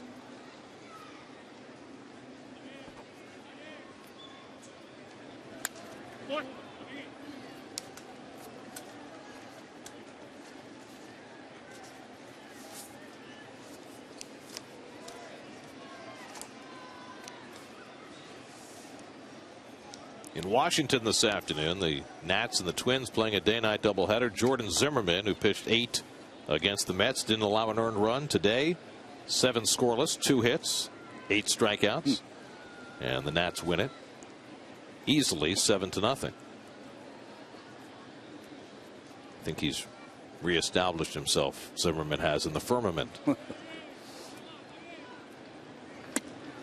2-2 now to Olivo.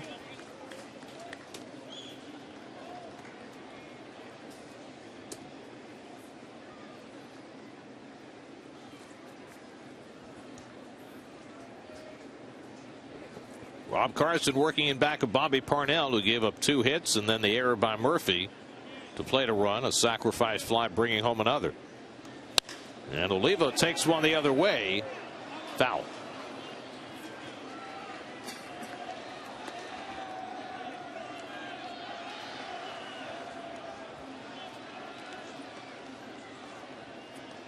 Olivo always seems to be in the middle of the action whenever he's on the field against the Mets, isn't he? Well, if you go back to 2007, that second to last game of the season, that's right, when he and Reyes mixed it up, or Olivo sought to mix it up and Reyes got out of the way. Well, yeah, exactly. Alomar Sr.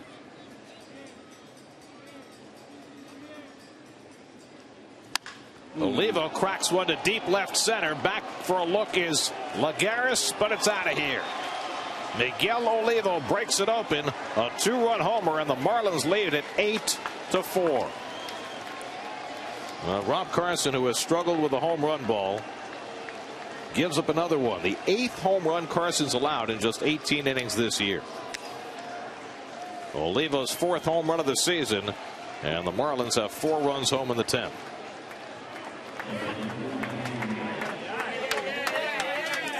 In a year where there hasn't been many smiles for the Marlins, they've got some here in the 10th. Little hanging slider to Olivo. That's Howie Rose called that the great wall of Flushing. Covers it.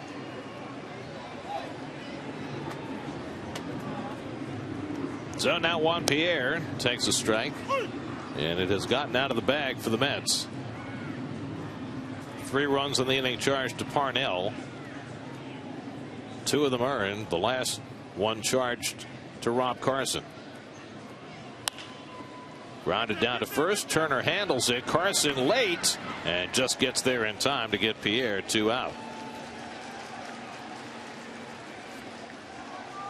Well, the Mets were hoping that by now they would have more relief options available down on the farm and on the disabled list. But you've had Scott Atchison have a setback. You've had Henry Mejia have a setback. You've had Frank Francisco have a setback. The Mets have had too many setbacks in their relief corps. That's why they signed David Ardsman. That's why he's here now. Familia. Right. Familia going on the 60 and having surgery. May not be back at all this year.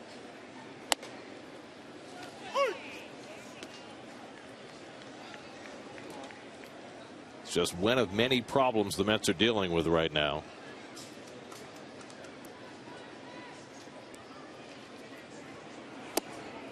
It is hard to believe that it was only a week and a half ago that the Mets completed a 4-game sweep of the Yankees, because everything since then, beginning with that first game in Miami, has been ugly to watch.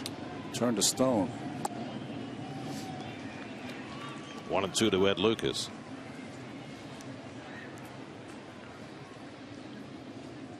Well, Miguel Olivo didn't start the game. He might have been the freshest guy. Might not have been here if Coughlin doesn't get the bad calf. That's a good point. So they continue to carry 3 catchers. Olivo comes off the bench and hits the 2-run homer to firm things up for the Marlins. And Mathis really got Kohler through a tough time, and we went 7 innings. Full count to Lucas with Derek Dietrich on deck.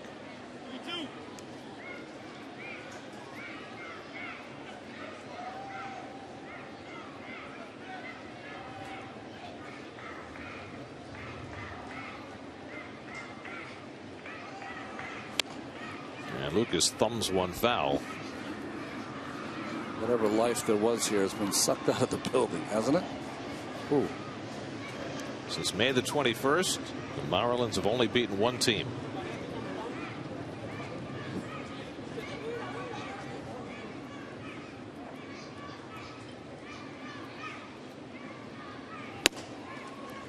There's ball 4, and so Lucas is on with a walk, and this nightmare inning continues.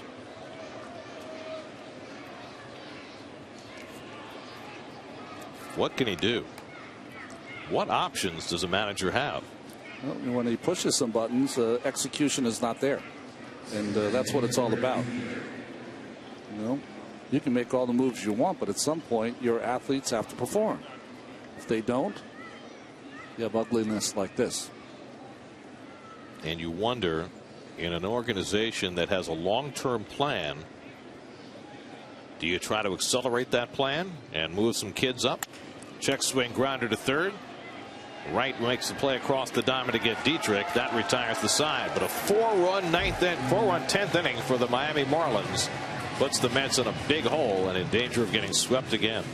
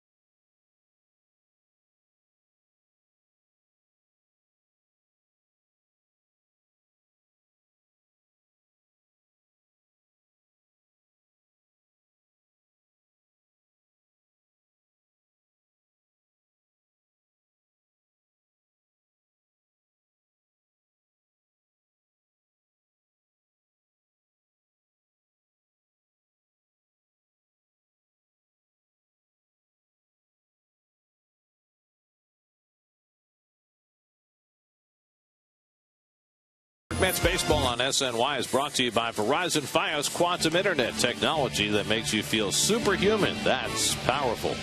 By Audi, Truth in Engineering.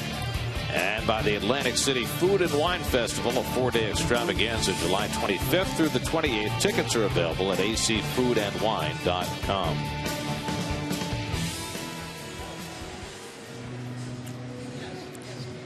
Steve Cishek now in a non-save situation with a 4-run lead, comes on to try and finish off the Mets. So he pitched a 1-2-3 inning in the 20th inning of yesterday's ball game for a save. Here trying to get 3 outs. 10 innings early today. Juan Lagares leads off, had an infield hit, scored a run in the 3rd. He's 1 for 3. Kirk Neuenhuis has come out on deck to pinch hit. Neuenhuis, newly back from the minor leagues, came in on the red eye this morning and set to go.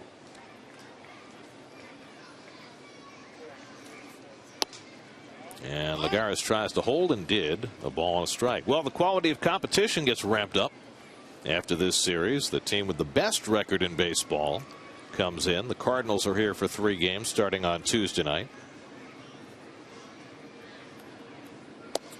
Are the Cardinals and the Reds playing tonight? Sunday night game? Yep. Yes. Okay. Well, that would be the proper game to have, right? Lance Lynn and Bronson Arroyo tonight. Mets will face Michael Wacha, Shelby Miller, and Adam Wainwright as Lagares goes down on strikes for the first out in the bottom of the 10th. The Cardinals coming into today have the 2nd best ERA in the league by just a shade behind Atlanta, and they lead the league in runs per game. They've got a hitter coming into today with an 18-game hitting streak, David Freese, and one with a 17-game hitting streak, Matt Carpenter. Well, they had a 5-game stretch before yesterday's ball game where they had 73 hits in 5 games. They're good, as the Mets saw when they played in St. Louis recently. Kirk Neuenhuis was hitting for power down in Las Vegas, trying to cut down on his strikeouts. He had just 16 at-bats with the Mets to start the season before he was sent down.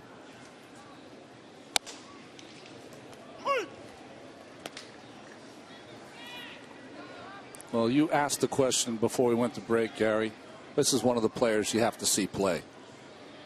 The remaining months of the season.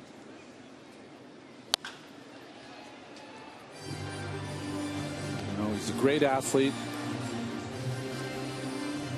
great fielder. Got to see if he can hit at this level. Well, he had a great run of it early last year when he was first called up, and then the strikeouts started to mount. Kirk had 8 home runs in his last 16 games for Las Vegas. Tries to hold on the breaking ball. It's in there anyway for strike 3 called. So back-to-back strikeouts for Cishek to start the bottom of the 10th. But you wonder also, you've got Jack Leathersich striking out the world in Double-A. You've got Rafael Montero, who threw 7 more scoreless innings yesterday for Binghamton, 23 2/3 in a row now. Do you just bring up the whole farm and let these guys sink or swim rather than watching this team try to paddle its way through the way it is? Well, honestly, it's a really difficult decision. I think that you always have to make the decision, though, on what's best for the young player. You know, you don't just say, you know, we're bringing them up because no one can get the job done here, you know, because it could retard their progress at some point. So let's make sure they're where they're supposed to be, where they'll never have to go back. You know, after my first year in AAA, I remember saying, how could I not be called up? I'm ready to go.